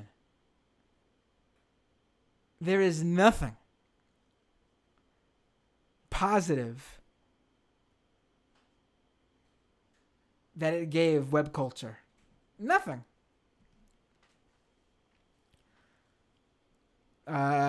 Kennedy says, tell Andy to watch ContraPoint's video about incels. Right. Oh, because Andy said, I seriously don't know what an incel is. I'll look it up later. Well, you can look it up later, Andy, but I'll also tell you, my friend. Incels are involuntary celibates. They are a group of reactionaries online. Angry white men, usually. Young white men, I should add. Who have created an identity for themselves, right? They proudly call themselves involuntary celibates or incels. They identify as it. They use it as, like, as you as a high school student would consider yourself a punk rocker or a goth or a jock or a prep or whatever. They wear it as a badge of honor. They wear this thing they hate as a badge of honor. And they blame women. They mostly blame women they call Stacy's. Sort of this sort of trope of a hot Barbie-esque woman who they salivate over, who they are angry that are out of their league. They also, though, hate the men that are good with women. Specifically, they've created another sort of trope that they call the Chad. Your sort of stereotypical jock who, they view as a piece of shit who treats women terribly. They wouldn't do that, though. If the women came to them, they'd be their knight in shining armor. But these horrible, terrible, abusive men who are muscular and fit and handsome and chiseled, they are the ones who get the women, and they don't deserve it. So they call them Chads, and they hate them as well. And there's all sorts of different others, actually, that they specifically have stereotyped and hate. But that's really the basics of an incel. And I don't know if you recall a young man in his 20s by the name of Elliot Rogers. He was the son of a bigwig Hollywood executive who wrote a manifesto about basically describing that he himself as an incel, saying how he was sort of like the ultimate supreme male, but no woman would look at him because they were too busy looking for these big, strong men. And he is sort of and I should add that he went on a mass shooting in California, killing his roommates, randomly killing men and women walking down the street, and then he eventually just, on his spree, killed himself. And he is what incels look at as, and I'm going to just say what they call him, their saint. They look up to him as sort of the hero who put the incel movement on the map. Even though, if I recall, he did not ever really use the word incel, but he was the prototype for, the incel movement, at least the popularization of it in the mainstream. As mainstream as it's gotten, I guess. So yeah, that's what an incel is, and that's, I guess, a quick rundown of what that movement's all about.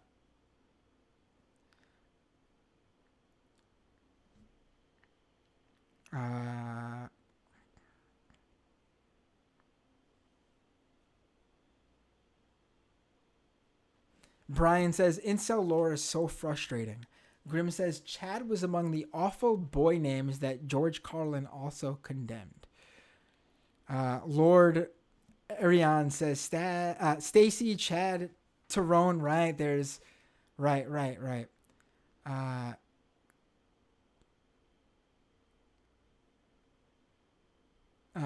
Dinah says, even if I grant that 4chan contributed something positive to web culture, what's positive about web culture? Well, there's lots of positives about web culture. Like, I've said before that, in my opinion, memes could be fun, but they're also usually a low form of comedy, being that it's usually just people stealing the joke from each other and just adding, if even that, usually not adding anything, but sometimes adding a layer to it. I mean, memes are fun, regardless of my just shitting on it just now. I mean, that's a positive. I mean, a lot of that sort of, Rick rolling is sort of something that's become a cultural tenet of the internet age. There's lots of things that have come out of web culture. I mean, you would think they're corny or silly. I do as well to a lot of them, but to downplay their relevance in the generation they belong to I think is not helpful either. And I mean, you want to debate the positivity of it? I mean, what do you consider positive though? I mean, just because I don't like it doesn't mean it's not a positive thing for the culture. I mean, certainly brings people together. I mean, there's good memes. There are memes that are not bad.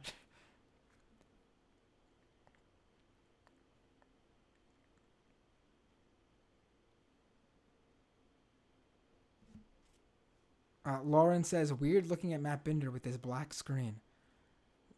I'm spooky here, right? And I'm like I'm just in outer space void, right? Now, I need to get better backgrounds, I guess, but trust me, this background is better than, just, I'll show you. I'll turn the green screen off for a second. It's just a green screen, but behind me is just a non-fun wall with nothing on it because I'm just in like the corner. I'm in the side of my living room here, practically. And there's partially a closet door in the frame. So I use the green screen. And this is what you get for now. Sorry, folks, if you really don't like it.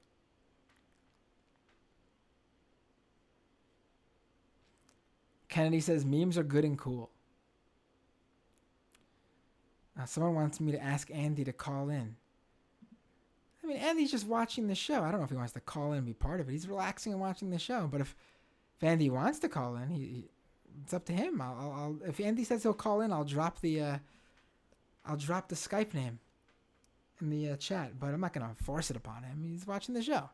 I'm just honored that Andy's jumped in here on Periscope and is spending his Thursday night with us, to be honest.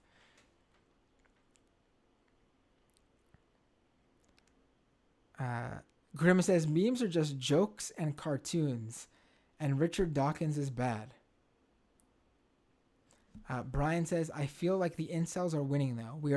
We all use their lingo now, even if it's a joke. Well, I don't really think people use that lingo unless they're making fun of incels, and I think that's different. I think that's the difference. If you're using it in non-related jokes, then surely that's a problem because it's normalizing the language.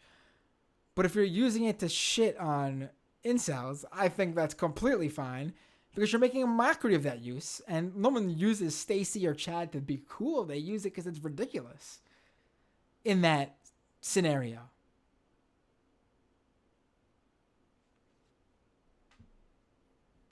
Renee doesn't believe it's Andy Kindler, and I pose this, and I'm no dissing Andy, but it would be very out of left field for someone randomly to, out of all the people to pretend to be, that I'm connected to from my Majority Report days, Andy Kindler would definitely be like, not a completely random name, but the less obvious one, I would say.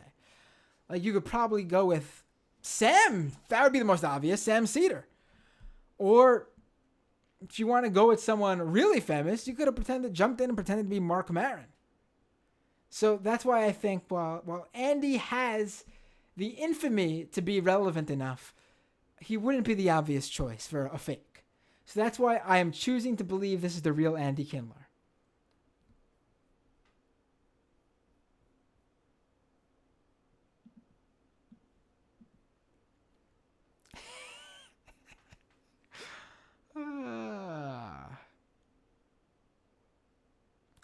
Bullwhip Johnson says that we skipped talking 6chan altogether. Well, yeah, we didn't talk about how 2channel became 5chan, and we didn't talk about all the different chans. There's 420chan, and there's all these different image boards that don't even use chan in their name, but we were speaking about the ones in that ancestral family that brings you finally to 8chan. So that's where we're going with that.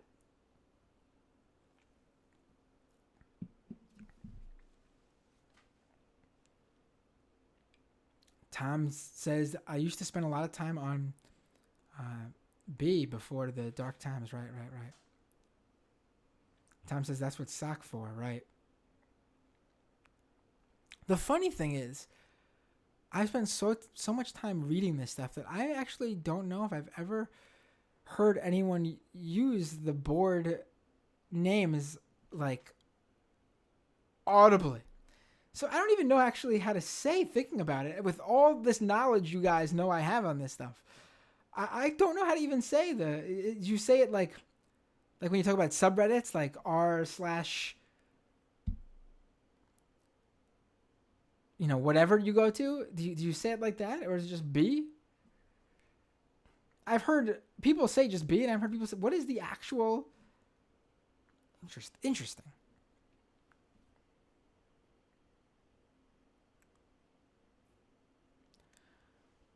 Politics Understander says 4chan tried a dating site, called it Anonidate. It did not go well. Yeah, I would assume that an anonymous dating site would not go well.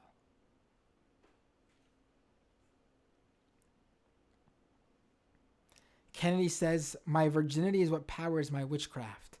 So that's true. Talking about Wizard Chan. Very funny, Kennedy. Very funny. But we all know it's only for men, because we're talking wizards, not witches. And I'm sure warlocks are very sad.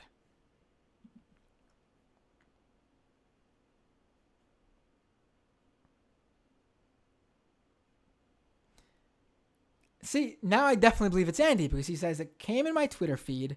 Randomly, I just saw it. I'm honestly, even though that's the way he came across it, the fact that he decided to watch it when he came across it and is sticking around, and Andy, I hope that this show is both entertaining and educational. Truly honored to have you here. Seriously, I'm not even... A lot of times on the show, even when I'm talking about this horrible stuff, I sound sarcastic and often am sarcastic. But I'm really not being sarcastic in any way. It's a pleasure to have you here tonight. For real.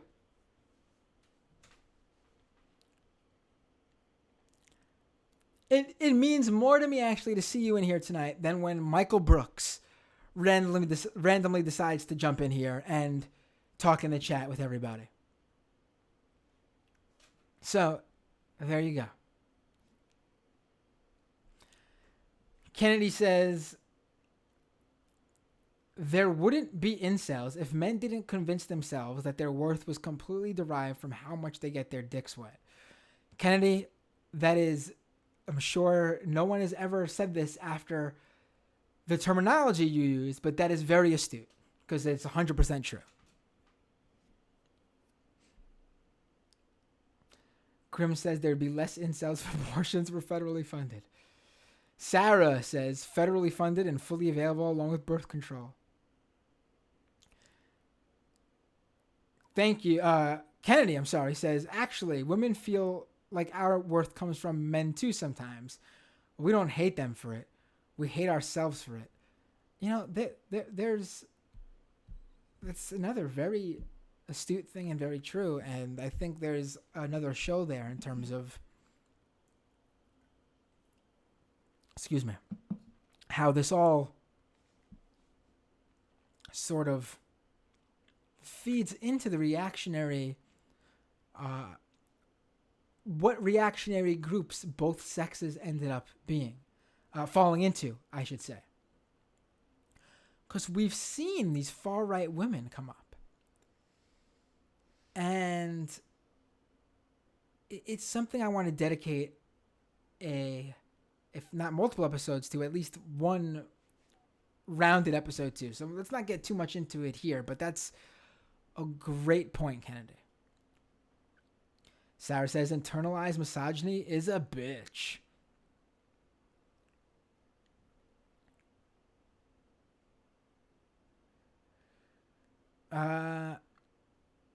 Right, guys, if you're watching on YouTube and the restream bot is annoying you with the right-wingers who, not talking about you, Andy, but there seems to be a right-wing audience on Periscope specifically that watches the show there that doesn't watch the show on the simultaneous broadcast on YouTube.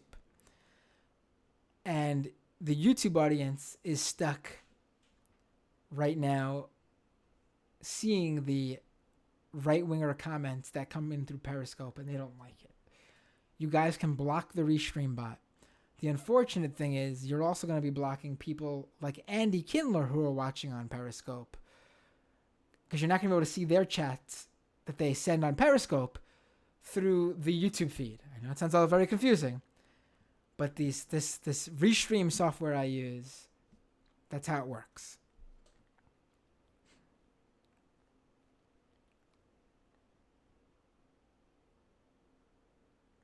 Kennedy says brainwashing is a colloquial term for indoctrination.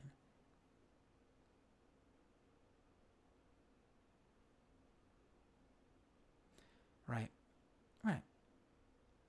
Grimm says brainwashing is too much like mesmerism, which also is a fantasy. Wait. We got a super chat. 1 second. Let me get to that super chat immediately because that's what I promise when someone sends a super chat. Hold on. Here we go. Renee sent a super chat to say read my tweet. So I have left the Restream chat room, which brings in the chats from all the platforms I'm live streaming on right now, to go to just YouTube because for some reason the super chats don't get pulled into the they get pulled into the Restream chat, but they're not highlighted that they should be. So now I got to go from YouTube now to Twitter. Thanks for making life a little bit difficult, Renee. It's okay. Renee, I don't see your tweet. So where did you send it, buddy?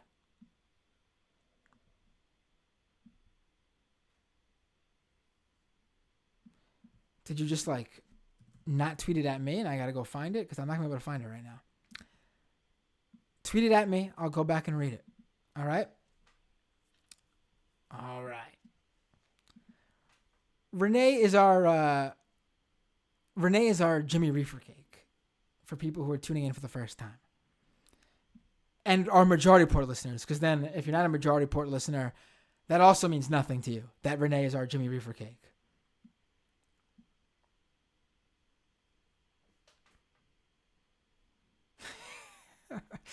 Too much insider talk sometimes on this show in the second half. But that's why you got to take the time to watch all the different leftist shows so you could all understand everything in this world. Brian says, just went on 4chan for the first time, and the first thread I saw was lifted weights for the first time today. Now I'm having rape fantasies. Right. Listen, 4chan's not a good place. Terrible shit happens on 4chan. But it's comparatively to 8chan, not as bad if you can believe it.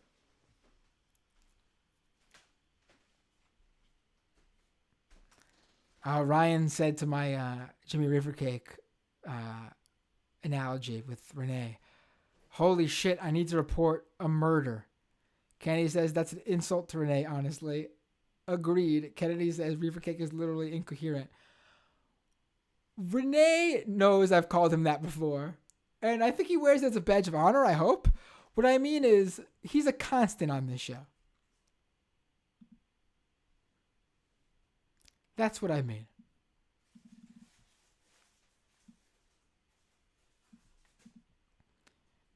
He's the guy who will jump in. He's the guy who'll jump in. Let's put it this way. If you're watching Doomed, if you're watching the Majority Report, you know that likely every week there'll be a Jimmy Reefer Cake song at the end of the week. If you tune into Doomed, you know Renee will be watching and leaving comments. Lots of them. And you know, while Renee is very, very smart, his comments will many times be all over the place. He likes to say they're usually not completely out of left field, to give him credit, but he likes to segue out of things, and sometimes the things he connects aren't so relevant to the current conversation. Let's put it that way. But when he calls in, I always appreciate it. I haven't done a call-in show in a while, but I always appreciate Renee's call-ins because he gives us an update from South America. I believe Chile usually, right? Chile. And I believe that's where he gives us an update from. Am I wrong? I'm probably wrong. It's been a while since I had a call-in from Renee. And I appreciate it because he brings knowledge that I don't have as someone who lives there, and he gets us a little education. Let's put it that way.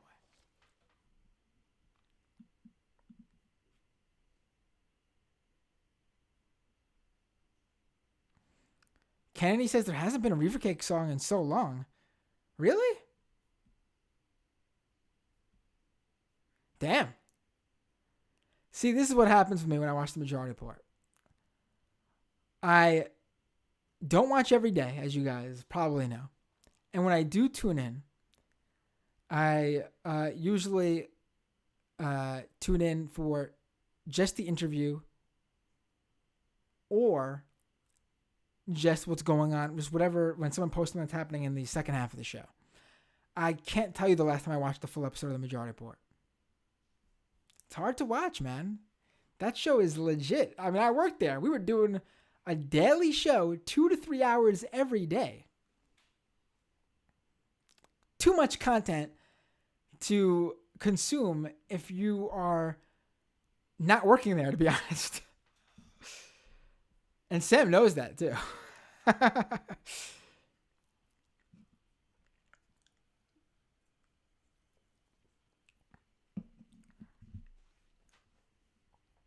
Let's put it this way then. For everyone who's telling me that Reefer Cake doesn't send stuff every day. Renee is what Reefer Cake was when I worked at the Majority Report. There. Here's a good Renee comment. Renee wants to call our Sargon of Akkad Carl of Swindell. I like that a lot.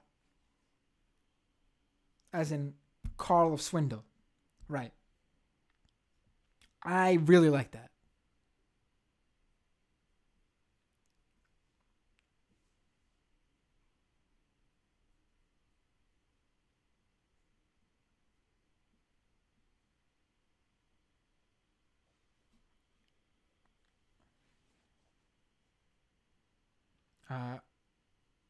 Renee says to milkshake Carl. Right, well, you should.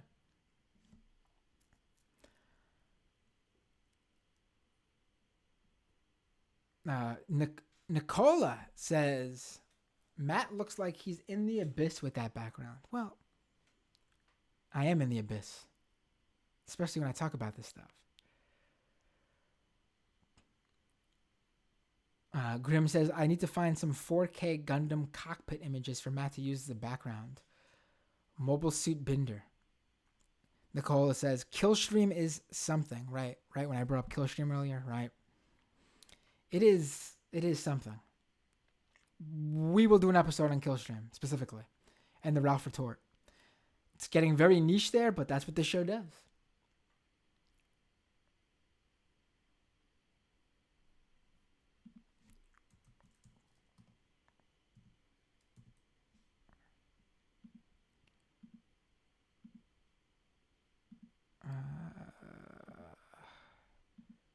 My dad was in the chat today. I don't know if he still is, but my dad is hanging out in the chat. Hey, Dad. He's apologizing for being a boomer. It's okay. It's okay. As Kennedy says here in the chat, not all boomers, just most boomers. You're one of the good ones, Dad. Although I will say, anyone who follows my dad on Facebook, he's got some boomer tendencies with the memes.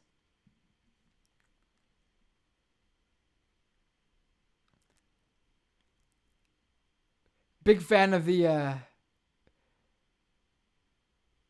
Donald Trump orange memes and all the hashtag resistance stuff.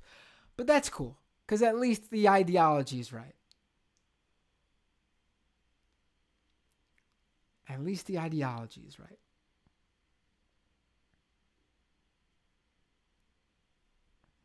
Renee sent me a DM on Twitter, thus making my life difficult. What are you doing? What are you doing, Renee?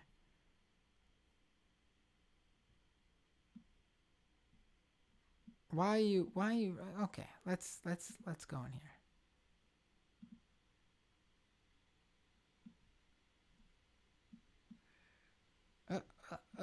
What?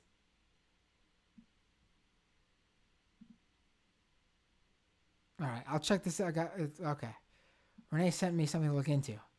Can't bring that up now, Renee.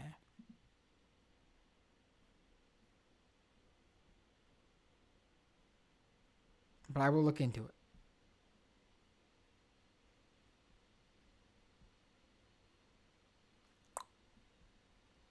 All right, let's go back to the comments here.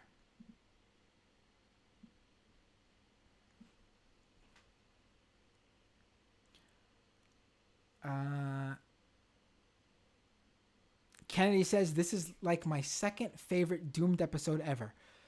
The first was the episode about Matthew Heimbeck and his weird incesty drama. Right. That was a fun episode. That was a really fun one. In fact, we've brought it up numerous times since.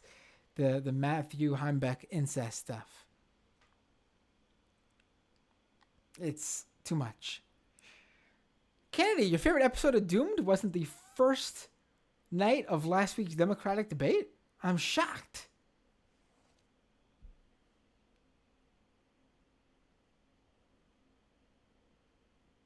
I believe Nicola had to drop out and wasn't feeling good. Nicola, thank you for joining us tonight. Hope you feel better. And hope you come back and catch the rest of the show.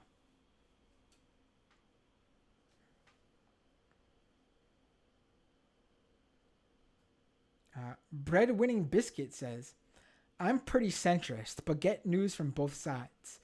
Sam Cedar, Majority Report, probably my favorite progressive YouTuber.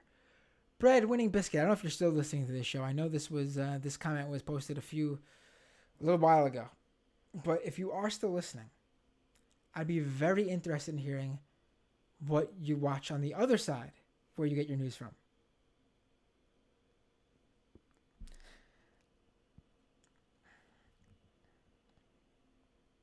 Grim says, yeah, I get news from both sides. Sub-media on the autonomous left and Majority Report on the center. Everything else is fascist propaganda. All right. You know what? You got me. You got me agreeing with you there. Grim says, Matt, I'm a very pedantic metaphysician, but even I know you can deplatform a platform. Right, of course you can, but for how long? Will you completely deplatform a platform? You got to get them to give up. You got to make them give up. You got to make them quit, in my opinion. There will always be some sort of foreign hosting service, some sort of nefarious administrator running a server, and I don't know, some sort of country that doesn't have good relations with America. They'll provide safe haven for this. Now, will they have the technology and the setup and the ability to keep 8chan up and safe from the attacks like a Cloudflare can? It's possible, but probably not likely. And that's where you try to force them to give up, but the platform can find a place. Like I said, you can't force yourself onto Twitter.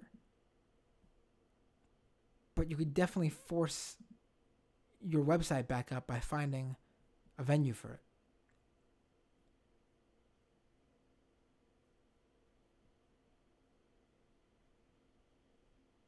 And that's just the truth. Politics Understander says 30 to 50 feral hogs was fun until Escaped left Twitter. I missed it when it originally occurred. Man. It went really viral, didn't it? 30 to 50 feral hogs. For people who don't know what we're talking about, I don't remember the exact message, but someone brought up how you don't need automatic rifle. And someone commented how, what do you do when there's 30 to 50 feral hogs outside with your children when they're trying to play and you got to take them out really fast or something like that? Just a bizarre scenario to bring up.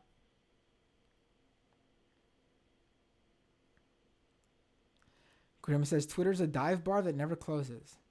Kennedy says, I love Twitter no matter how much they suspend me. What do you do to get suspended on Twitter, though, Kennedy? I've never got suspended on Twitter. And I've went after people. Maybe I go after the right people. Politics Understander says, I just shitpost until Hillary stands to eat shit. VC Cassidy over on Periscope. What about 4chan, though? Is it really that much better? Oh, this was from before I talked about that. Listen, both 4chan and 8chan are bad in a sense. One is much worse. So that's how I think you describe that. My how point says QAnon shared a lot of traits. Oh, I lost that comment. 1 second. Where is it? QAnon shared a lot of traits with those alternate reality creepy pasta games like Ben Drowns, but way more dangerous. Kennedy says, Q is my cat when he stands on my keyboard.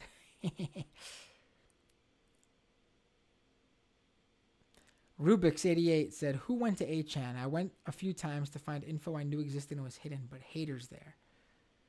Grim says, only pedos and Nazis frequent 8chan. Renee says, it's fash subversion for dummies.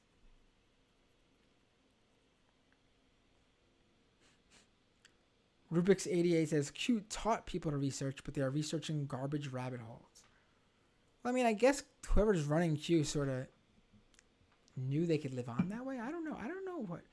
Q is something that, when it's all said and done, we'll be able to.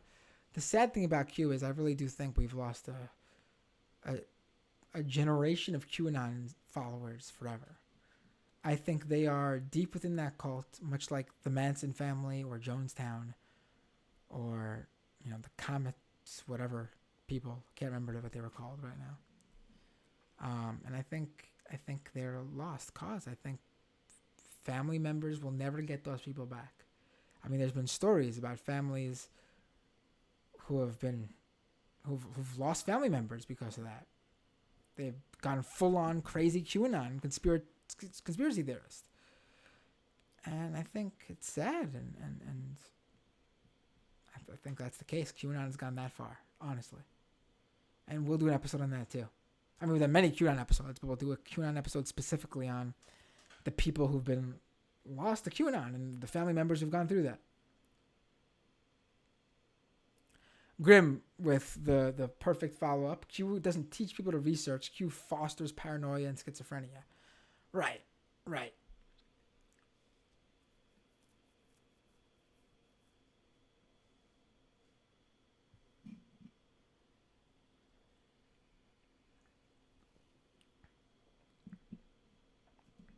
Oh, good to see some people knew what I was talking about with the Habbo Hotel thing.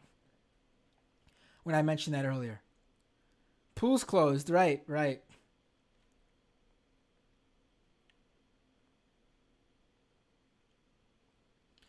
Grim says the Habbo raids were racist, and my point, Matt, is that 4chan was also a fount of pedophilia on B and neo-Nazism on Pol. Right, but what I'm saying is, unlike 8chan, 4chan was not set up for that. That wasn't the purpose. Moot did not specifically lure those people to come to his website. He did not have a plan in mind that had those people come to 4chan for his success. You can bring up that he didn't do anything about them once they were there, or he didn't do enough, or whatever you want to bring up. But you have to understand the difference between 4chan and 8chan, and that is that 8chan was specifically set up for these people to flock to. 4chan was not set up for that. And it's not a defense of 4chan. It's just you need to really, if you're going to talk about this stuff, you have to get this, you have to talk about the realities of each place and what their role is and was. You're not going to convince me otherwise.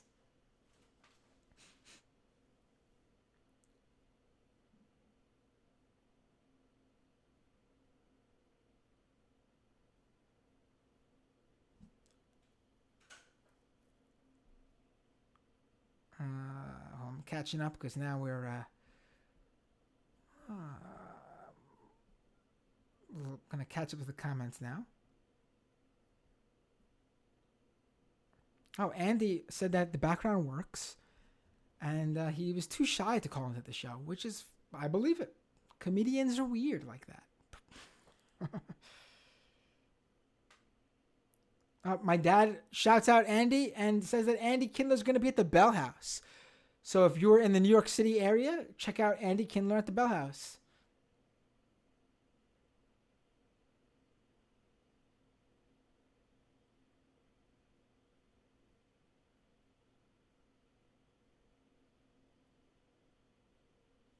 Kennedy says, saw an incredibly cursed meme that said we should combine 4chan and 9gag to create 13 Chag.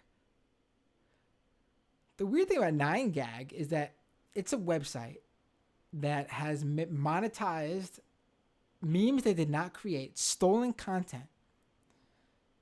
But they're nothing like those places. They pretend they're edgy, but they're really not. They've done nothing original, created no original content, and have not stolen any of the edgy memes. And I don't mean the racist, horrible stuff. I mean, they're a pretty like sanitized site. My dad says would love Judy Gold to call in. Well, I don't think Judy Gold listens to the show. I didn't think Andy Kindler listened to this show. I mean, he doesn't. This is the first it seems, but still.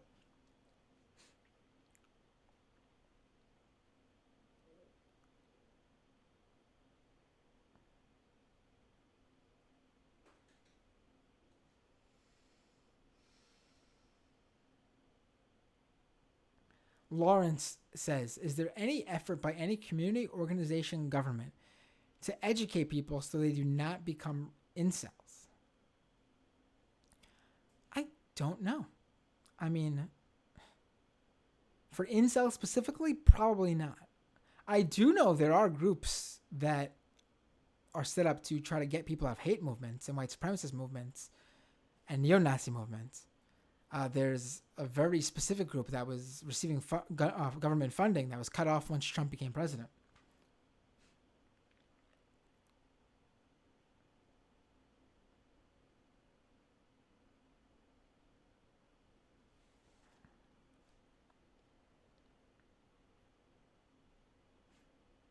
Dank says, Brooksy usually comes in to talk trash. Sometimes.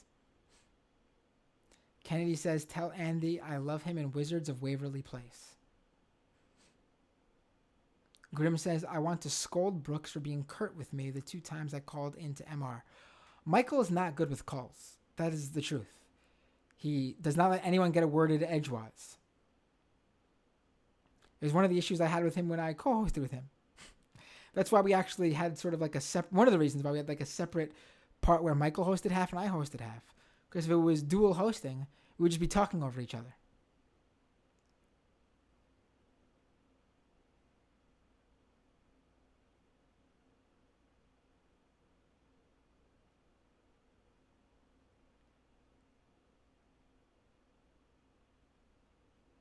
Right.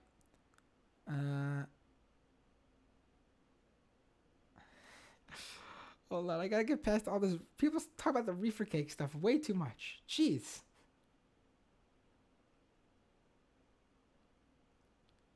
Now you guys are talking about Jimmy Dore? Wait, Jimmy Reefer Cake's a Jimmy Dore guy now? That makes complete sense. Makes complete sense. Ryan says, get Matt some WWF backgrounds. Jeez, Ryan, when's the last time you watched wrestling? It's been WWE since like 2002, I think.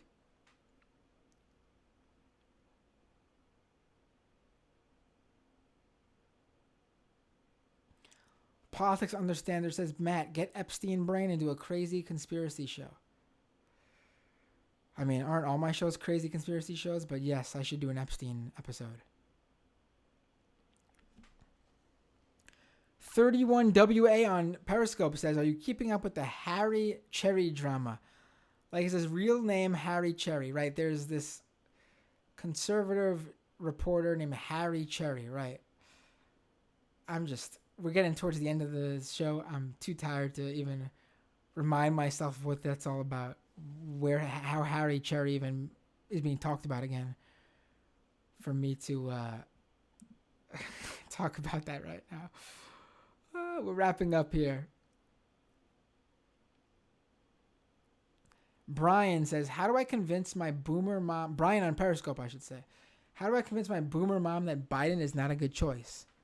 Well, ask her if she's for Medicare for all. Ask her what she thinks about the healthcare industry. Ask her, I don't know your mom. I don't know what her pet issues are.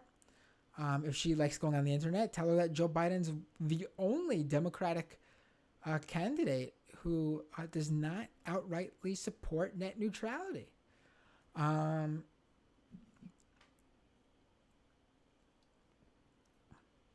If you have student debt, tell your mom Biden does not support helping you out. If you're a millennial, Tell your mom that Joe Biden doesn't think the position that us millennials are in is because of society and the hand we were dealt, and the never ending wars, and how we'll never be able to afford housing, never be able to pay our debts, never be able to get a job that, well, for the most part, never be able to get a job that pays us what our parents and grandparents were able to, to get at that point in their career.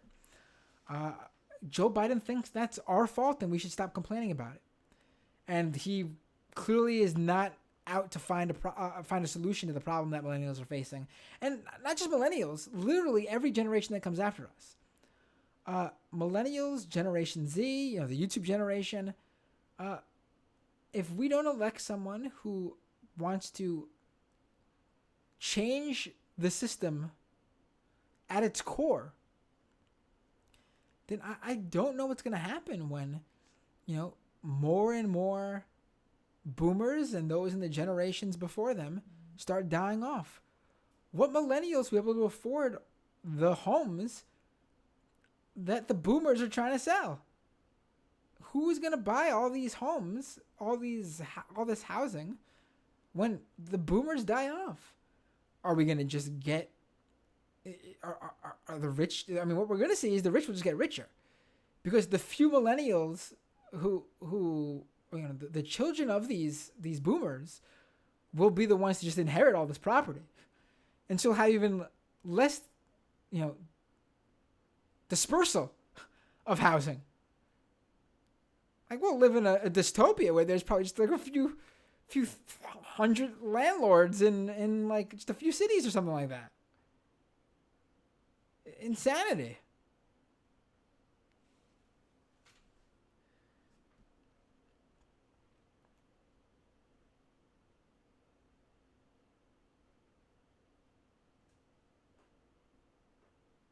Oh, we're shitting on a Reason now. Cool. Andy says, Reason magazine seems more creepy, veering toward evil. Who are they? Reason actually is just, it's a libertarian outlet. They're pretty bad, but they're definitely better and try harder than a lot of other conservative outlets. They're probably the least bad of the right wing or conservative leaning outfits. Reason sometimes even puts out good pieces, decent pieces.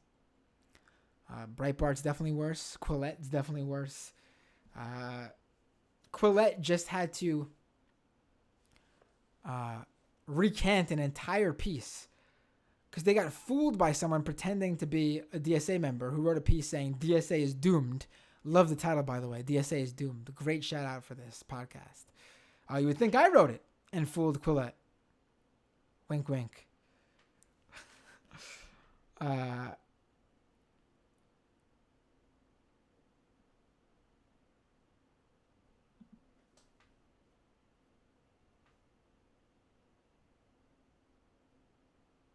Also, the Federalists taking the title as the worst from Reason of those type of outlets.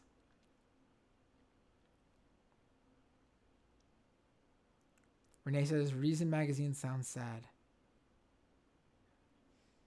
Grim with the difference between 4chan. Okay. Grim says, I think there's a difference between a platform and a click, Matt, but whatevs. I don't feel like getting too much into that, but yeah, it's a good point. It's better. I get what you're saying.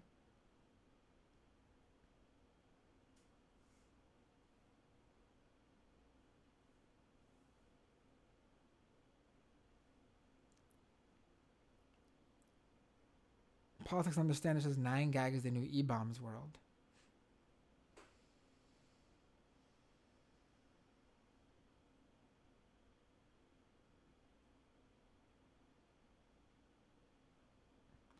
Dank says, LOL, you should have seen Michael Brooks debate Destiny yesterday if you want to talk about not letting someone get a word in. I did not see it, but I heard about it, and I heard he just went on a monologue. I did watch, years ago, I watched Michael debate Sargon, and I was disappointed because Michael was so good in terms of debunking and knocking Sargon down, but he comes across bad performance-wise in just his constant interrupting and not letting someone speak. And I think it's actually detrimental to him because best thing you could do for these guys is let them speak. You let them walk right into their own traps, and that's where you really get them. I mean, that's what I did with Paul Elam, and I wasn't even that good at media performance, like media delivery at that point, because I was very early on my career. Michael's got to get better with that because he's a great host, but he's debating people in ways that make him come across like he's just hosting a show by himself.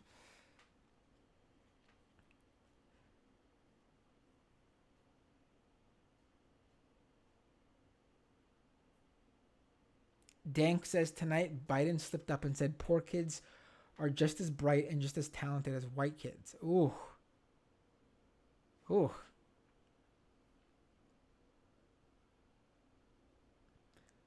Dank says, LOL, Brooks was basically on the right side. Ooh, on the right side? No, I'm joking about that.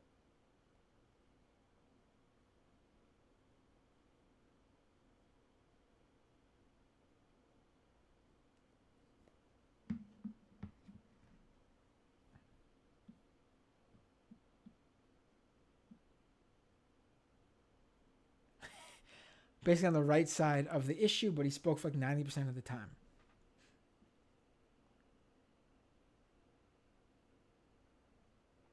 Renee says Biden will continue bad politics that widen the deindustrialization gap in the security state that enabled Trump in the first place.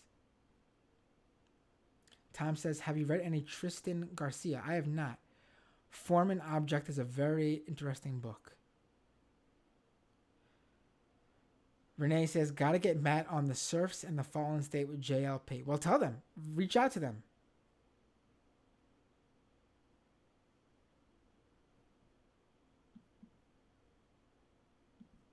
Say you want that. Listen, speaking of how you could help this show, other than monetarily, reach out to all your favorite shows and tell them, hey, I want to see Matt Binder on this show. I mean, that's how the word gets out more about the show. Seriously.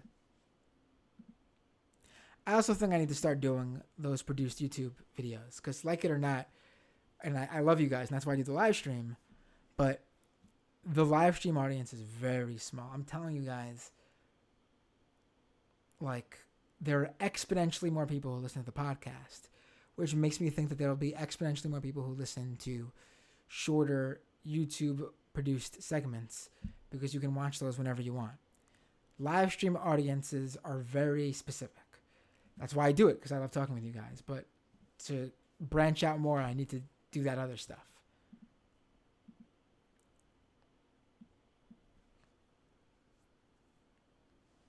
Yes, indeed, 4chan is still active. Mank88888 on Periscope.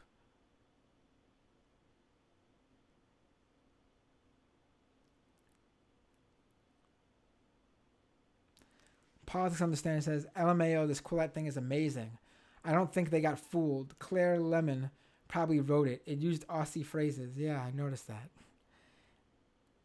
Dank, I was reading the Reason piece shitting on the DSA convention. Not good. Oh, well, Reason is right wing, but they're definitely, they'll get it right when they talk about civil libertarian issues.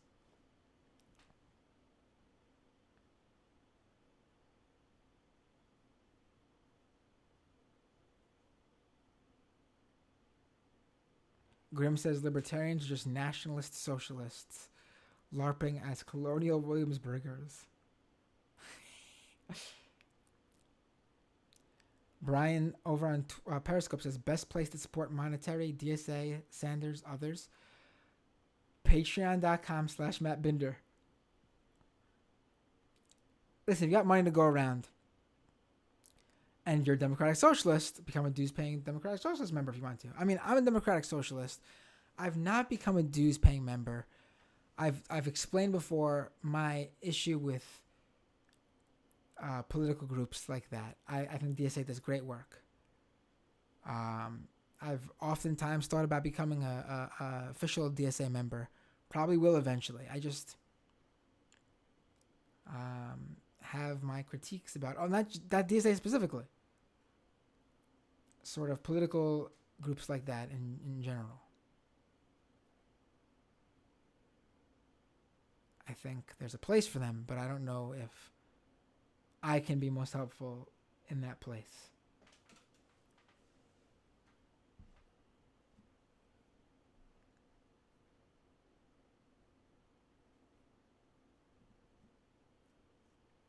I don't know if any of you get Cheddar, but I was on Cheddar earlier this week. I forgot to mention it. Talking about 8chan, and I'll be on Cheddar tomorrow. Talking about Trump's new social media summit in the wake of. I'll talk to you guys more about that too. In the wake of the shootings.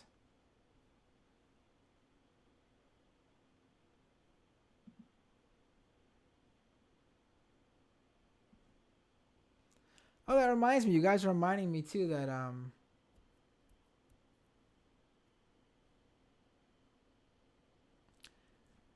I've been talking to a couple of weeks ago. I talked to Jamie Peck of Antifada about us going on each other's shows, and that's definitely gonna happen.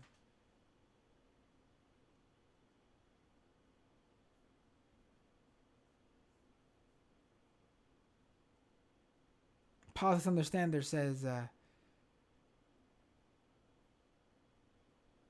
hold on, wait. Renee says, oh, Matt, by the way, Dave from PA mentioned you on Twitch. Where, right now on Twitch? Am I missing something on Twitch? Politics Understander says, I got into MR due to the clips. Right, I think that's the answer to not complete answer, but one of the strategies to getting more people to see the show. I gotta start doing the clips.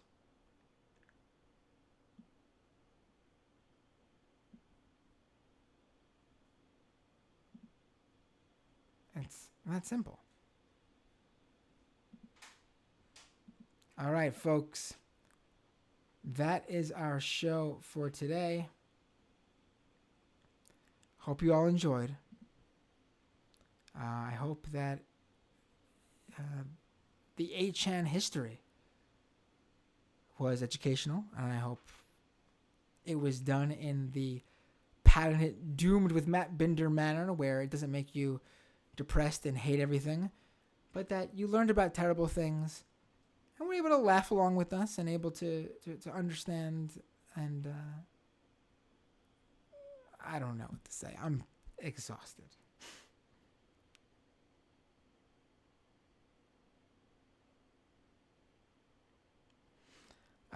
Kennedy says, if you had clips, I'd send them to people all the time. All right.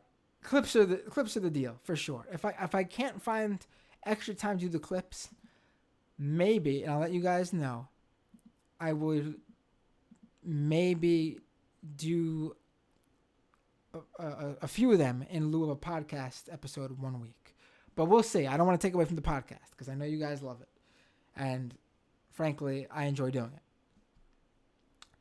Andy Kindler with a thank you. Andy, it was a pleasure to have you join us tonight. Really, it was. And I hope you tune in again. And I'd love to have you on the show one day, and we could shoot the shit, Andy. You can give us the state of comedy. Andy, when I would be on producing the Majority Report, and you were on, the audience knows because they could hear me in the background with my patented hyena laugh. You were always easily, hands down, my favorite MR regular. You are very funny, Andy, whether you agree or not. And now I'm getting too nice. I gotta go back to my not giving anyone too much credit and being an asshole. But Andy, you deserve it. Champagne Commie says, love the podcast, bruh. Dorian says, great show, Matt. Thank you, everybody, and see you all next time on Doomed.